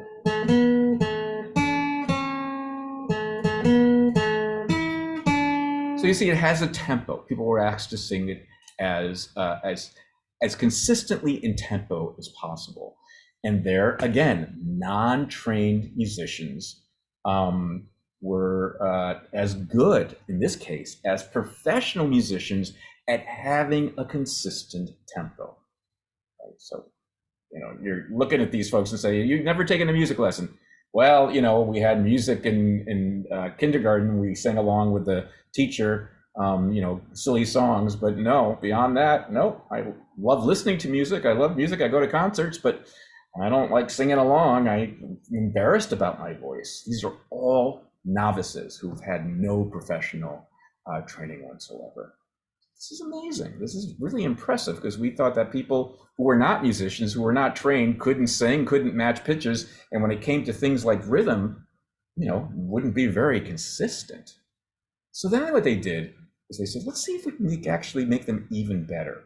So they went back to a park, a different park this time, so they'd have different singers, and asked them to sing that Quebec folk tune. I have a recording of it, but I'm not going to play it. It's like Row, Row, Row Your Boat, to do the same thing, but ask them now to try really hard to sing it as carefully as possible. They said, sing it slowly, try to make it consistent. Let's see how good you can do. People say, I don't have a good voice. Say, please, just try your hardest. Just try your hardest to make it as consistent as possible. And they obliged. They brought the recordings back, and here's what they found. When it came to singing it slowly and carefully, a novice's pitch consistency was as good as a professional. Okay, so professionals, as I said, can be, they're pretty accurate. Back to this one. Maybe it's a tiny bit off, but not much. Okay, and the same is true of novices.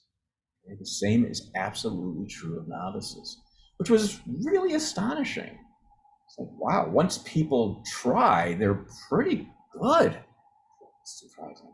Now, as it turns out, there were, out of I think 40 people they tested, a couple that were actually not very good, just 2, that they were bad with pitch. Okay, in other words, it sounded something like, and then something like that. They just really weren't very good when it came to singing. But that didn't mean they were bad musicians necessarily. Okay, they had no trouble with the tempo. So even though it sounded like something like that, the tempo was nearly perfect. And then they decided, okay, let's see what's going on with these people. Is there something wrong with how they perceive their own sound, or is it something more to do with how, since they don't have a lot of practice, they don't have a lot of control over their singing muscles, which is a lot. I'll talk about that in just a second, but muscles are really, really important for singing. Okay? So they brought them back to the lab, and they asked them to judge different sounds to see if in fact they had a problem perceiving different pitches. And they said, okay, is this the same note as this? They say no. Okay, is this note lower or higher than this one? First one's lower, second one's higher. Is this going up a scale or down a scale? Okay, is that going up a scale? Or is it going down a scale? And they'll say, I think that's up a scale. They were perfect on all of those tests. So it's likely that the folks that we think have trouble singing, like when you watch The Voice or what's the other one, Next American Superstar Singer, whatever it's called, I can't remember the name, I don't watch these very often, but you hear those first rounds, right? You see they bring in the first rounds where they're in a hotel and they bring people in one at a time, and there are always people who think they can sing, as it turns out they can't sing. It's more likely than anything that it has to do with the musculature of singing than how they hear their own voice. They might not quite hear how that they're a little bit out of pitch, but these people rarely have true perceptual problems. They know when one note is higher than another note. They know when it's going up a scale than down a scale. Okay, you might call these people, and this is the common term for this, tone deafness, right? That have people that really aren't good at hearing different tones or something. And in fact, if you just poll the general public about how many people think they are, quote, tone deaf, people will say they are about 17% of the time. Okay, so 17% of the population says they are tone deaf, and they have trouble singing, and they're even embarrassed during Happy Birthday when everyone else is singing along. They have trouble, they say. Okay, However, what it turns out is that these people are the people that have trouble matching pitches. So when everyone else is singing happy birthday, right, they have trouble matching the pitches, but not perceiving the pitches. They don't have trouble hearing the pitches. They know when one pitch is higher than another pitch. That's higher than this. This is going up a scale. That's going up a scale. Okay. They have no trouble with that. Perceiving, they're fine. It might have to do with some sort of kind of perceptual motor sort of thing. They're the people that, you know, when they're asked to match this pitch, they might get it around here. And they're the ones that are a little uncomfortable singing happy birthday, right? That's what it is. It's not a perceptual problem, really. There are some people that do have perceptual problems, and they are called amusics. And it's about 4% of the population, probably 4% at most.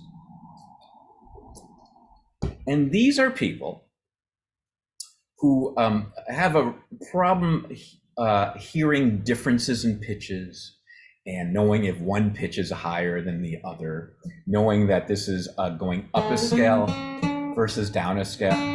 They don't know if it's ascending, going up or down, right? Is this note higher or lower than this note? It's a very small slice of the population. And in fact, I was interested in this, and since had been taking singing lessons, I was talking to my voice teacher, and I said, do you feel that most people can be taught how to sing, or at least sing better, so they can feel more comfortable and maybe, you know, play guitar and sing a little bit of campfires? And she said, yes. I've had students that have started from, you know, very little technique, Rose and Bloom included, I should say. You know, I have a background in music, but singing I have very little experience doing. And I can teach them to feel comfortable singing campfires and sounding okay, so people recognize the song, certainly, and their voice sounds strong. It may not be perfect, but it sounds strong, and it's not unpleasant to listen to. I believe that the vast majority of people have that potential, and she's been teaching singing for 20 years or something. Have you ever had a patient? Have you ever had a student? I consider myself a patient because I'm not a great singer. Have you ever had a student that really can't sing? And she said, yeah, I did. I had one person that came in and was really interested in singing, and they just couldn't hear pitches. And it was probably that one person that had amusia. So I would play this note, and they would have no idea how to match that, she would say. I'd play two notes, even two notes that were far away. Is the first one lower or higher than the second?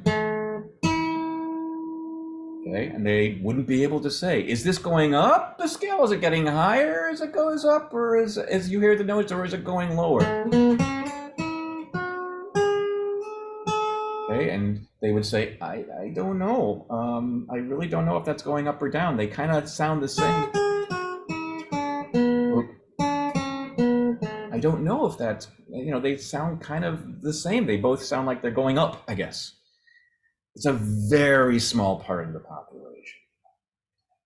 And most people can hear these things fine. And most people can be taught to sing. Not like Adele, maybe, or Taylor Swift. Is Taylor Swift considered to have a great voice? Or what's that? The guy, Sam, I can't remember his last name. Great, beautiful voice. No, you're not going to be trained to the point where you can sing like them if you're, you know, haven't been singing all your life. But you can absolutely be trained because you have these kind of inherent skills to be able to do this. I do feel more comfortable singing now after a year and a half of singing lessons. Not comfortable enough to sing for you right now, but yeah, I'm better, I'm sure. I know that a lot of it has to do with how I'm breathing while I sing. You know, a lot of what you need to do when you're taking lessons comes from not up here, but from down here, and it takes a long time to feel comfortable with that. If anyone's taken singing lessons, and you know this sort of thing. Singing is as much exercise, at least for someone like me, singing is as much exercise as it is playing an instrument. It takes a lot more effort for me to sing than it does the physical kind of aerodynamic effort than any other instrument I've ever played. That's for sure. It's hard unless you're good at it from birth.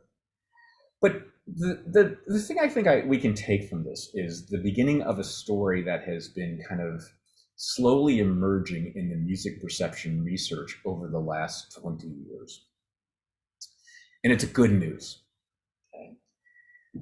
If I were teaching this 20 years ago, so I would tell you that there are such differences between how musicians hear music and play music and understand music versus non-musicians, that you're really studying two completely different populations.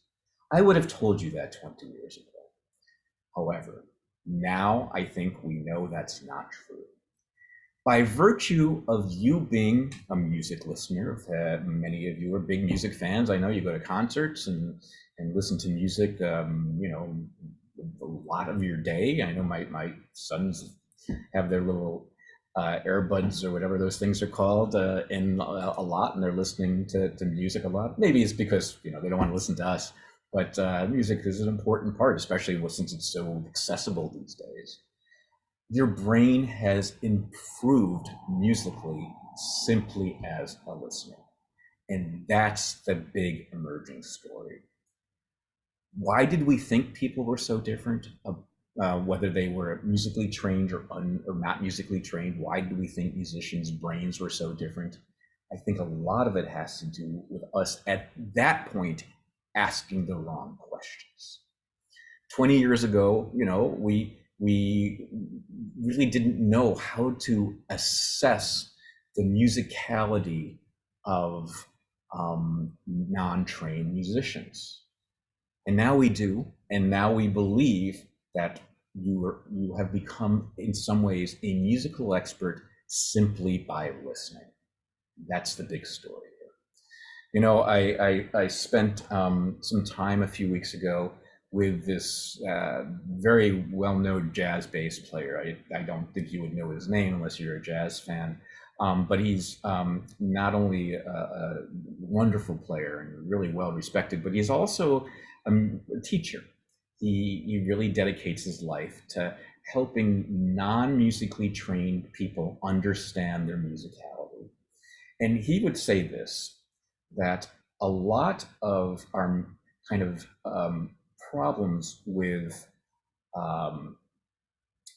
not understanding people's musicality if they're not trained musicians has to do with asking them to read music at an early age. So if you took piano lessons at an early age or other instrument lessons at an early age, you were probably taught to read music very early in that process. And according to this guy, that's one of the worst things you can do to a new musician, especially if they're a kid. He says that, you know, music is like language. You know, we talked for a long time and understood speech for many years before we learned to read. And that's how music should work too. When he teaches music, he doesn't teach people to read music unless they demand it. He won't teach them to read music for sometimes years after they've started, because it's kind of, in some ways, makes it too distracting and too formal. And so, yes, you probably, a majority of you don't read music, but boy, is your brain doing a sophisticated analysis on listening to music. Let's get into some of this. It's cool. First of all, your memory for music, and especially the kind of details of the music, are very, very accurate, as is your rhythm. Okay. So let's think about this, right? So, you know, you heard, you know, when you first heard your favorite Taylor Swift song, God, what's that song that's popular? Shake It Off, right? Okay, that's my favorite Taylor Swift song. No, actually, it's not. It's the only one I can remember the name of. I actually liked, I've listened to a little bit on the radio. My kids listen to it. I like those albums she put out during quarantine. I thought they were really, really interesting. But I know the name Shake It Off, right? Haters Gonna Hate, Hate, Hate, that one, right? So the first time I heard that, I thought, oh, this is kind of a cool song. You know, this is, I like the way the kind of rhythmicity of the verse, the singing and the beat go together and all this stuff. I thought, oh, this is fun. When I then thought back on that song later in the day, the first time I heard it, or even days and weeks later, I remembered a lot more than I think we realize people's brains can actually do that. And it's not because I'm a musician, it's just that when you listen to that song, or your favorite Taylor Swift song, or your favorite recent song, your memory for the details of that is really pretty amazing. Certainly, you're going to remember details of that song more than you're going to remember details of this lecture for a very long time from now. It's very impressive. So your memories of specific pieces, and more importantly, the performances of music are nearly of the same pitch as those that are heard. So what I mean by performance is when you heard that song, Shake It Off by Taylor Swift, not only did you remember the general kind of, melody and the rhythm, but you remembered, what notes were actually part of that melody, right? Because here, let's make sure we understand this. This is something that you might have an understanding of. This is one of the formalities of music. Here, I'm going to go with this song because we all know it. Somewhere Over the Rainbow, right? It's one of the most popular songs actually in the world, as it turns out, but it's good for demonstration purposes. You might know that depending on where you're comfortable singing, or where a singer is comfortable singing, so Judy Garland, for example, she's the one that made that song famous, right? From Wizard of Oz.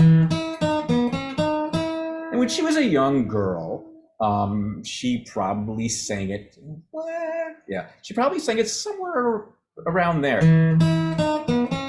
Because when you're young, you can hit those high notes pretty well.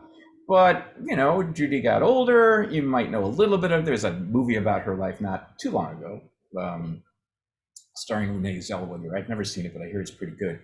She had a tough life as she got older, and, she drank, she smoked, and just getting older affected her voice, so she probably had to change the key of the song. So she ended up singing it here. Probably towards the end of her life, she probably dropped what we call the key of the song. When she was little, when she was young, she sang, and probably towards the end of her life, she was singing it maybe here, or maybe here. You see, she made it easier for her to sing. That's all. And singers do this. We lost Tony Bennett recently. Wonderful singer, wonderful jazz, big band singer, and certainly he changed the key of his songs as he got older. I know this happens to all of us. Even if you take care of your voice, you need to change it at least a little bit probably. As you get older, it's just the physiology. But the point is, you can still recognize that song, whether Judy sings it up here or here. And it's the relationship between the notes, even though the melody is made of a different collection of notes. The relationship between the notes makes it sound like the same melody, right? Okay, you get the idea. In fact, in terms of how many different keys or collections of notes could reflect the same melody, turns out there's 11, okay?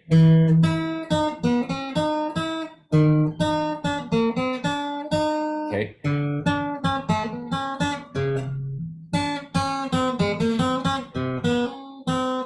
Okay, you can keep on going down and down and down and down and down.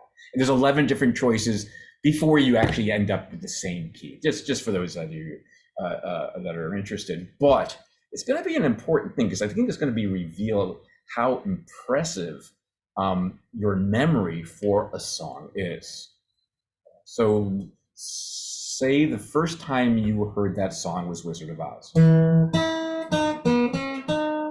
And that was the original key it was sung in. That's the young Judy Garland's key. If you were asked to come back and sing the song, okay, where's this? So this is a singing task now. You would sing it very close to the same key that you originally heard it in. Say, please sing. I know you've only heard this A couple of times, Judy Garland, young Judy Garland's version. So you watch the movie twice or whatever, and you now know the young Judy Garland's version. If you were asked to sing that song, even though it might not be the most comfortable key for you to sing it in, it is very close to the key that you would sing it in. So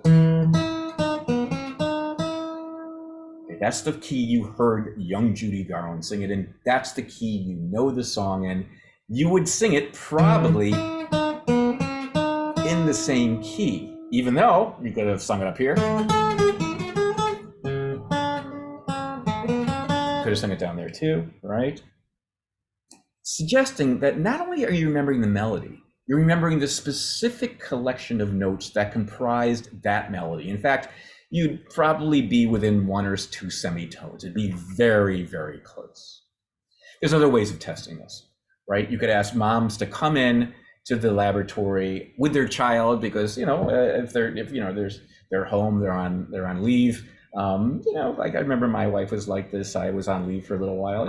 After your child's doing great, you kind of want to go out and find reasons to go out. Find reasons to go out and socialize.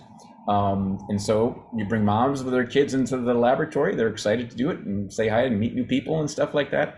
Have them come in and sing lullabies to their children. And then have them come back a week later and sing that same lullaby to their children. They'll sing it in almost exactly the same collection of notes. Their memory for that sung melody will be wonderful, absolutely wonderful. And these, again, are not trained singers. All the folks, in fact, pretty much every experiment we're going to be talking about today is not trained musician. These are all novice experiments, okay? Not only is this evident, though, that kind of remembering the specific collection of notes that you would remember a melody and revealed through singing, you can also just show that it works with listening, okay? So you might know this, that your computer has, I think probably any computer will have some sort of music or sound editing capability. And what you can do is you can change the key of a song using a computer command, right? If you wanted to. So I don't know, say you were tasked with having to sing a song even though you're not a good singer. You have to sing one song or you don't get credit in this class, right? Everyone has to sing something. You might say, okay, I want to sing Shake It Off because I know it's Rosenblum's favorite Taylor Swift song. But I can't sing it in Taylor's key. You could go home and change the key using your computer software. And you could do this for Judy Garland too. This isn't something you could always do, but it's something you could do over the last 5 years on computer software. With all the other, if you remember that song, it's got an orchestra behind it. It's got keyboards, piano. I think it's got, what else does it have behind it? Yeah, probably some brass instruments, some wind instruments behind it, right? You could take that recording, put it through a program on your computer, which you probably have on your computer, even if you don't know it, and change every aspect to a different key. And not only would Judy's voice sound a little lower, but all the instruments would all the other instruments would sound lower too. It's something you can do, which is nice because now we can test whether or not you are aware if a song has had its key change based on it being done electronically, or if you're hearing a song in the original key it was played in. Let me show you what I mean by this. I'm going to play you a song that you're probably very familiar with, okay? And I want you to tell me, or just to think to yourself if you don't want to, tell me whether you think the first version of this song is the original key that was on TV, I'll give you that much, or the second version of the song was the version on TV.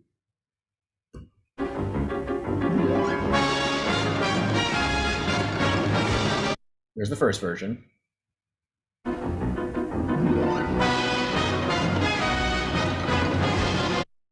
Okay, you recognize that song probably. Hold on a second, let me get a little louder here.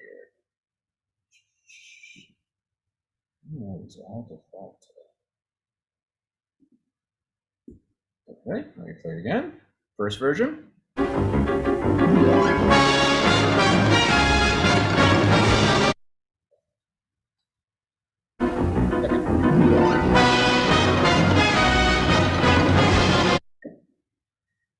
Some of you are responding. It is, in fact, the first version that's the TV version. The second version was changed by some of this software. Now, people aren't always perfect at this. Sometimes they get a little confused, but it does show that more often than not, people are remembering the actual key, the actual specific collection of notes that went into the melody that they originally heard. They heard, you heard the same performance, meaning the same version of the Simpsons theme over and over again when you watch the show, and that's the key and collection of notes you're remembering it in. Want to try it again? It's kind of fun. Let's do another one. I'm not sure you guys know this one as well. Let me turn up this. I don't know why PowerPoint brings down the sound like that. There we go. This should be loud enough for you folks. Don't know if you're gonna notice.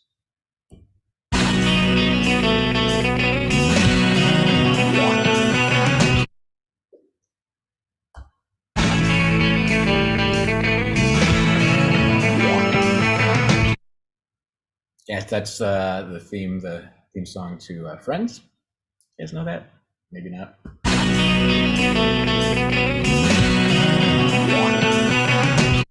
Yeah. So for those of you that are,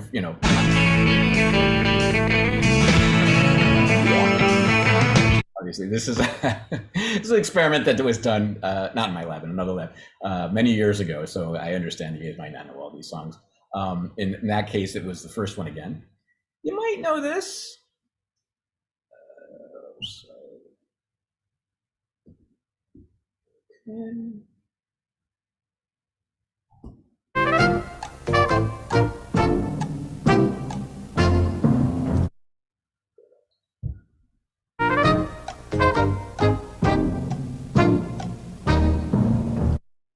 That's Jeopardy, right? Yeah. Again. So first one or the second one? That's the original one.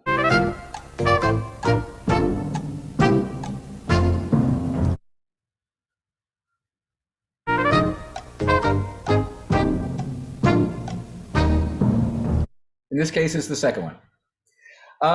So good. Some of you could do this. I mean, it's okay if you couldn't. It's not like people get all these right, but they get them right more often than not. And again, what's interesting from the perspective of the psychology of music is that you're not just remembering a melody, you're remembering the specific notes, the specific key that you heard the melody played on again and again. It's not something we ever thought that people had memory for. Oh, here comes the gardener. Bad day for the gardener to be here. It's important to hear the sound. Anyway, that's what we find, is that adults judge whether the TV themes are correct. And again, they're able to tell that these were shifted just 2 semitones away, I think, most of these.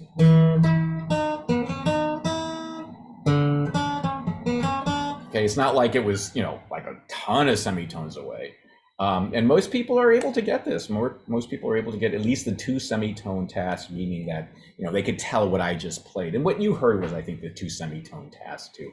Two frets away on a piano keyboard, it would be like the difference between 2 white keys. Not one semitone would be between a white key and the next black key in most cases. The 2 semitones would be a white key, and skip the black key to go to the next white key. That's a 2 semitone difference. Okay, infants are also able to do this. Okay, infants are able to do this. Oh, they need a little bit more. They need 4 semitones, but to hear the difference. But they can recognize those lullabies that their moms are singing to them, that they sang in the lab, to show that moms remember the right key. Infants remember the right key too.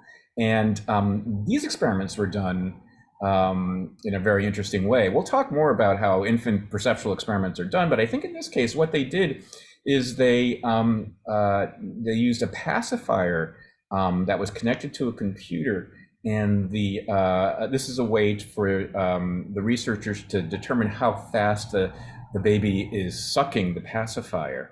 And what we know from lots of research is when the baby is more attentive, as if it's recognizing something, it will start sucking faster.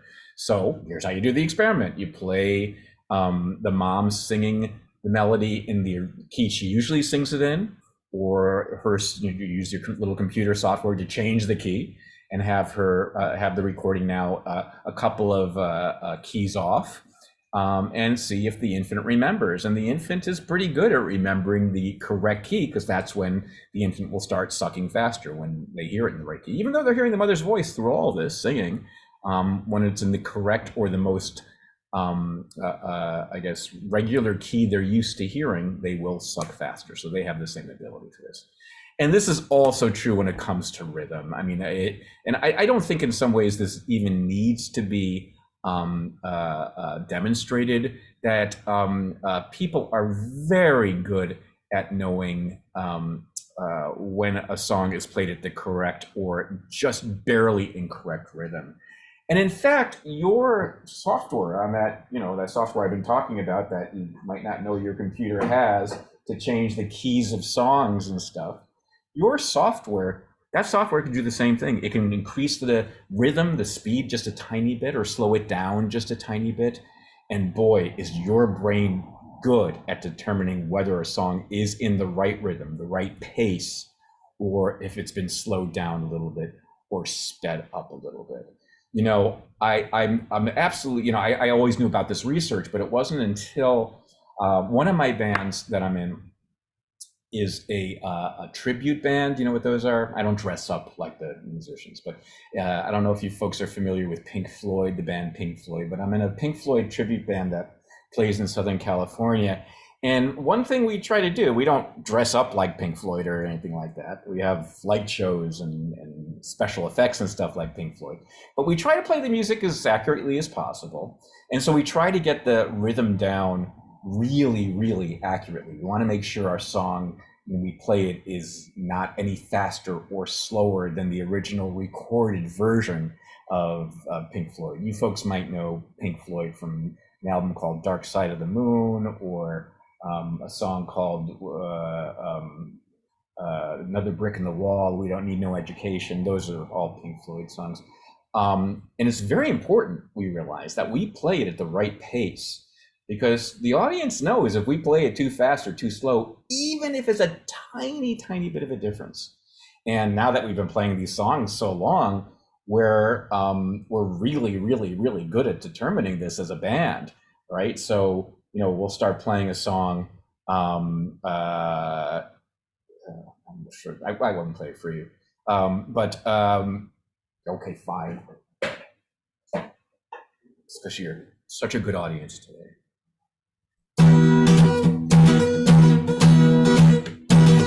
We don't need no education. Not sure you know that song. Okay, but if you were to know a song, your parents certainly know that song. It was a big hit in the 80s, I guess.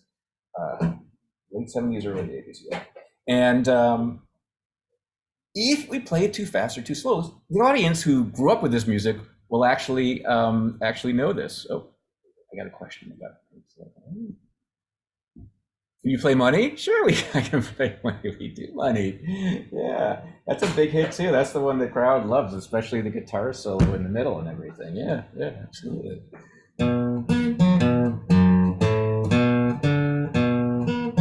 Right, that's Money.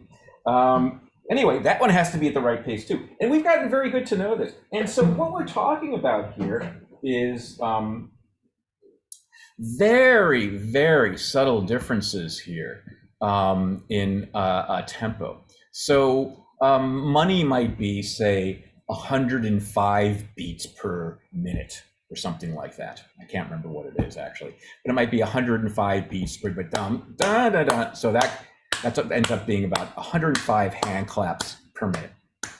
And we'll start playing it sometimes, and we'll be off, like maybe we'll be playing it at 107 beats per minute or 103 beats per minute, and somebody will go, I think we're a little fast. Let's try it again. And then we'll check back with the metronome. You guys know that's a click thing, click, click, click. And we'll set it to the right pace. Or we'll play along with the song and say, oh yeah, we were ahead 2 beats a minute. And that's more. And that's a tiny little difference. And even, this is music that we play all the time, so we know. But the audience knows too, we realize. And you know too, just from listening. Your brain has gotten very precise at recognizing these timings. Very precise. Okay, I have to take a tiny break here. It's just going to take 2 minutes. I will be right back and we'll continue talking about this musical stuff.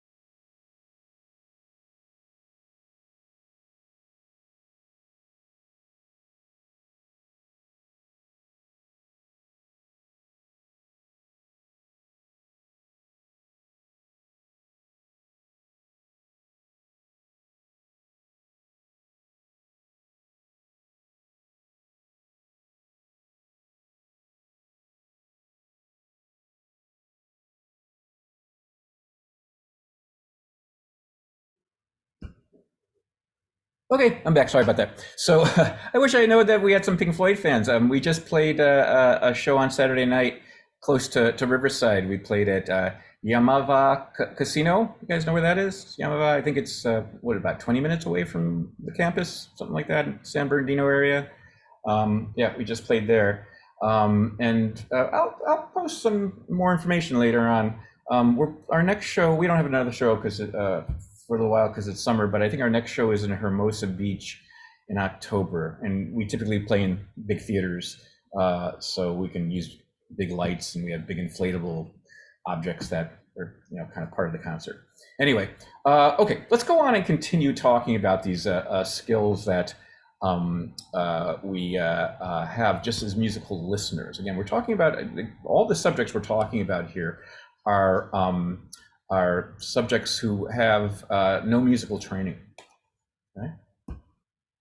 So musical intervals, and this is something we thought was absolutely only a trained musician sort of skill. And I can understand why scientists would have made a mistake about this. Okay, what is a musical interval? Well, it's just the difference between notes, really. And we have names for these, we call them thirds or fifths or seconds, and there's minor thirds and major thirds and stuff like that. It is the sort of thing, like, if you're in a music class and you're not, familiar with these terms, you kind of go, this is the technical stuff in music that I'm not very interested in. And so we used to think that only musicians could hear intervals, could know that these two notes when they're together are a major third or a minor third. These two notes when they're together are a fifth or something like that. Okay, let me go ahead and play some for you. And so we used to think, okay, well, that's a musician thing. I'm afraid that non-musicians can't hear these things, right? They can't, what I mean, can't hear these things. They don't know what they are, and they can't recognize them from one situation to another, okay? That's how we used to think about this. But the truth is, okay, so here, just so you know, here's a major third, here's a minor third, okay? We say, okay, so you're unable to label these things, so chances are you're not able to really hear them, and you don't, and maybe the way of saying it, you don't know when you're hearing them. Right? You don't know when you're hearing them. You encounter those sort of intervals, these kind of relationship between notes all the time, but you probably don't know, you're not recognizing it. That's what we used to think. But you absolutely are recognizing them. You just never have been taught the names for them. It's kind of like this thing, you know language, you know so much about language, and you did when you were very, very young, but you didn't know if you were speaking with a active versus passive voice, or that, how the noun verb connected and all these things. Yeah, that doesn't mean you didn't know how to use it or perceive it. Okay, so here's what we need. I'm going to teach you some intervals now, and intervals that you've been hearing all your life, and you probably have recognized all your life without just knowing the names. So the first one, we're just going to go with same key here. Okay. Oh, shoot.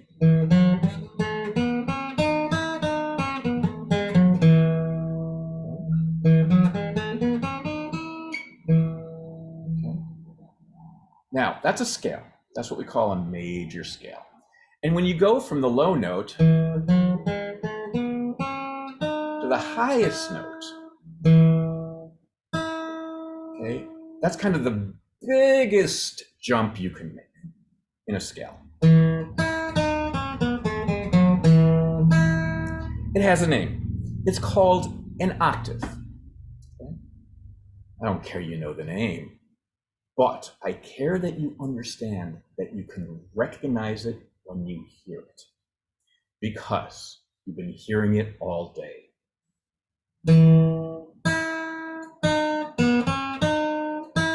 That first jump, that first interval is an octave. And you know it's the first two notes of Somewhere Over the Rainbow. There's other songs that start like that too. But Somewhere Over the Rainbow is a good one, and I'll talk about why later. I think it has some deeper meaning, but for now, let's just think about this. So if you were to hear this interval, you could say, hey, I just learned that has a name called the octave. Cool. Now I'm going to teach you another one that you've heard before.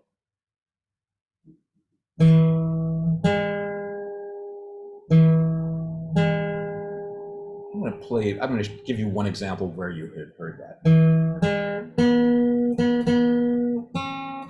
You know that song? I grew up knowing that song as Kumbaya. You might know another name for it.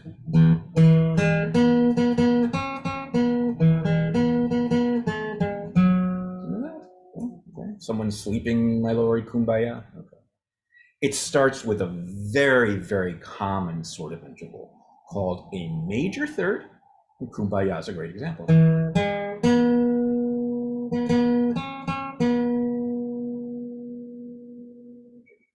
Right? Now I'm going to teach you one more. Okay, so yeah, well, actually, let's review class. There's your major third, and here's your octave. So if I were to play without looking, you could tell me that's probably a major third. If I were playing this, so that's an octave. Just all you need to do is kind of remember these songs and the first few notes of these songs, and you got it made. It's great. One more I'm going to teach you.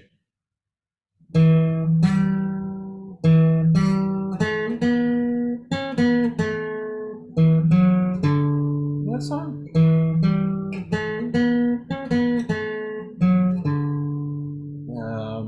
We used to call that green sleeves, but maybe you know this is What Child Is This? I don't know if you guys are, or I guess Alas, My Love. Oh, I have another name for it. Okay.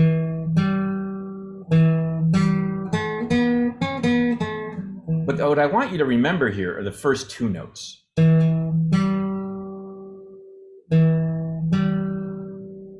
That's a minor third. And it does sound a little sadder too, doesn't it? Here, I'll play them both at the same time. That's a minor third. This is a major third. Remember, that's the beginning of Kumbaya. Let's play the major third notes at the same time. and now the minor third notes at the same time. Yeah, you know that difference. Probably have these very simple associations with them.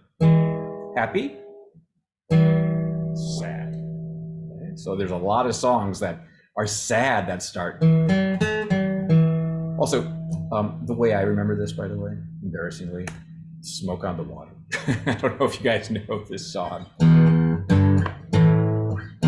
It's my rock and roll lifestyle. Yeah, okay, it's a very famous guitar riff. It's one of the first, my kids were learning to play guitar a little bit. They learned that one right off the bat. Okay, but here's what I want to show you, is that you've always understood and recognized these intervals. You just never had names for them. Because I can do this right now without showing you, and you can tell me what this is. Is this an octave, major third, or minor third? Think about a song. Which song is this? Is this Somewhere Over the Rainbow, Kumbaya, or Alas, My Love, What Child Is This? Octave is right, Carla. Absolutely. How about this one? Is this a major third, minor third, or octave? Oops, sorry, yeah. That's it. That's what I meant to play. Think about a song. Which song is this? Is this Somewhere Over the Rainbow, Kumbaya, What Child?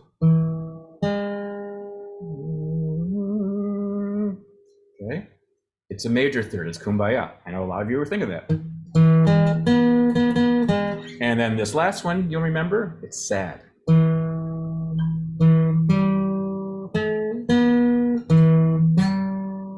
It's the minor third. And that's the thing, okay. You learn them in that key. You learn them with these specific notes. Because you've been hearing these intervals and you have a recognition of these intervals, you actually know this in every key. So I'm now going to test you in different keys. And you tell me, is this a major third, a minor third, or an octave? Sing in your head. Which song is this? Is this Somewhere Over the Rainbow? Or is this Kumbaya? Or is it Alas, My Love, or Smoke on the Water?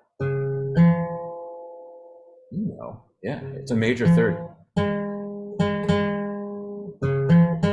Okay, I'm going to do it in a different key still, which is this.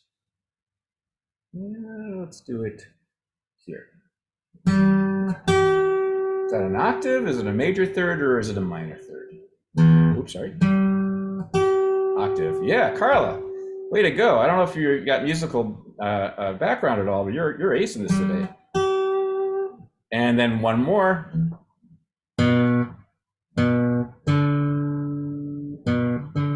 Major third, minor third, octave. I'll be figured out because this is the one I haven't played. Minor's right. Yeah. Great. So the point of this is, so that you can, in other words, you can do this in all keys. The point of this is, what I really wanted to convey here is that these things we used to think were only information, knowledge that musicians had, is not true. You have this just by being a musical listener. Your musical brain has been trained to hear these things, even though you just didn't have names for them. And that really excited a lot of music researchers when they realized, oh my gosh, we're experts just by listening. We don't need to be trained. And importantly, right, you know that these are pieces of melody. I just played for you the first two notes of melodies. You also have a sense that they start to convey kind of the meaning of music. And the example clearly is this major versus minor third that I played for you. Oops, sorry.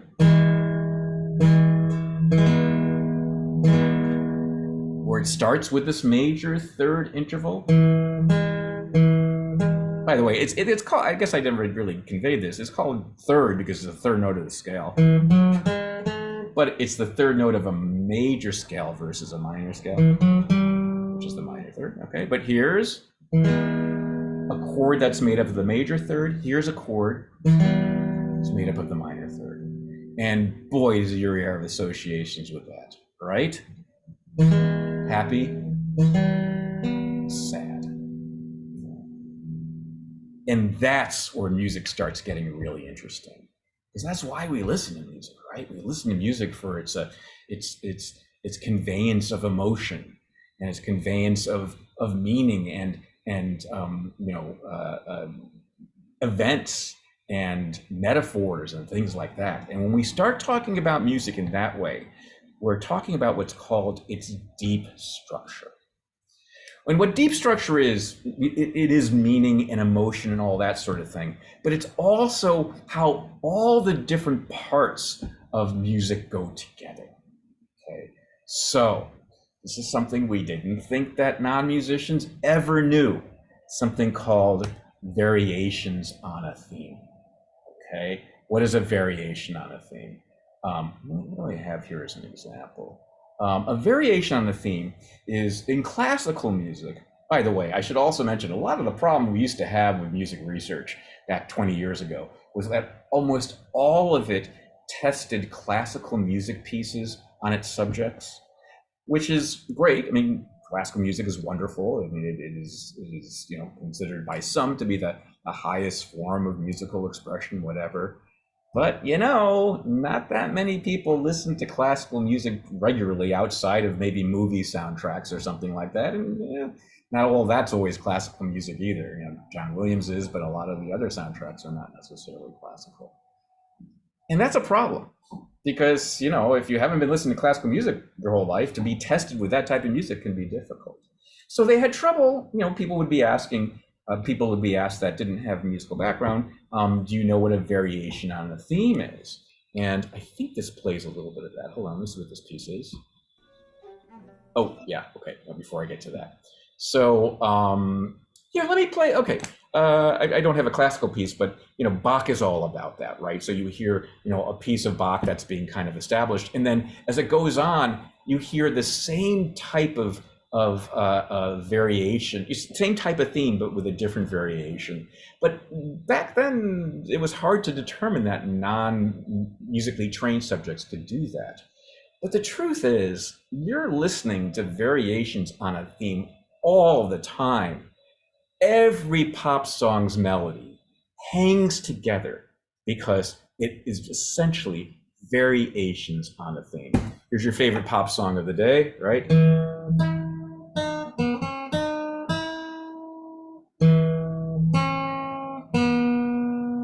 So, why does that second part of the melody go so well with the first part of the melody?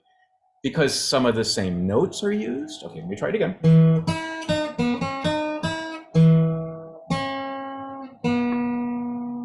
Okay, some of the same notes are used, and also some of the same rhythm is used. And so if I can't sing your favorite Taylor Swift song, Shake It Off, but if you were to listen to, the beginning of the melody and the end of the melody, or the middle of the melody, you'd hear there were little kind of aspects of it that, even though it were somewhat different notes, were kind of reminiscent, maybe in the rhythm similar, maybe some of the notes, some of the intervals, the space between notes are similar. And that's something your brain has always been detecting. What makes any melody effective is that it involves variation on a theme, and your brain knows that. I'll give you a particularly striking example of that at the beginning of the next class. And I'll see you Thursday.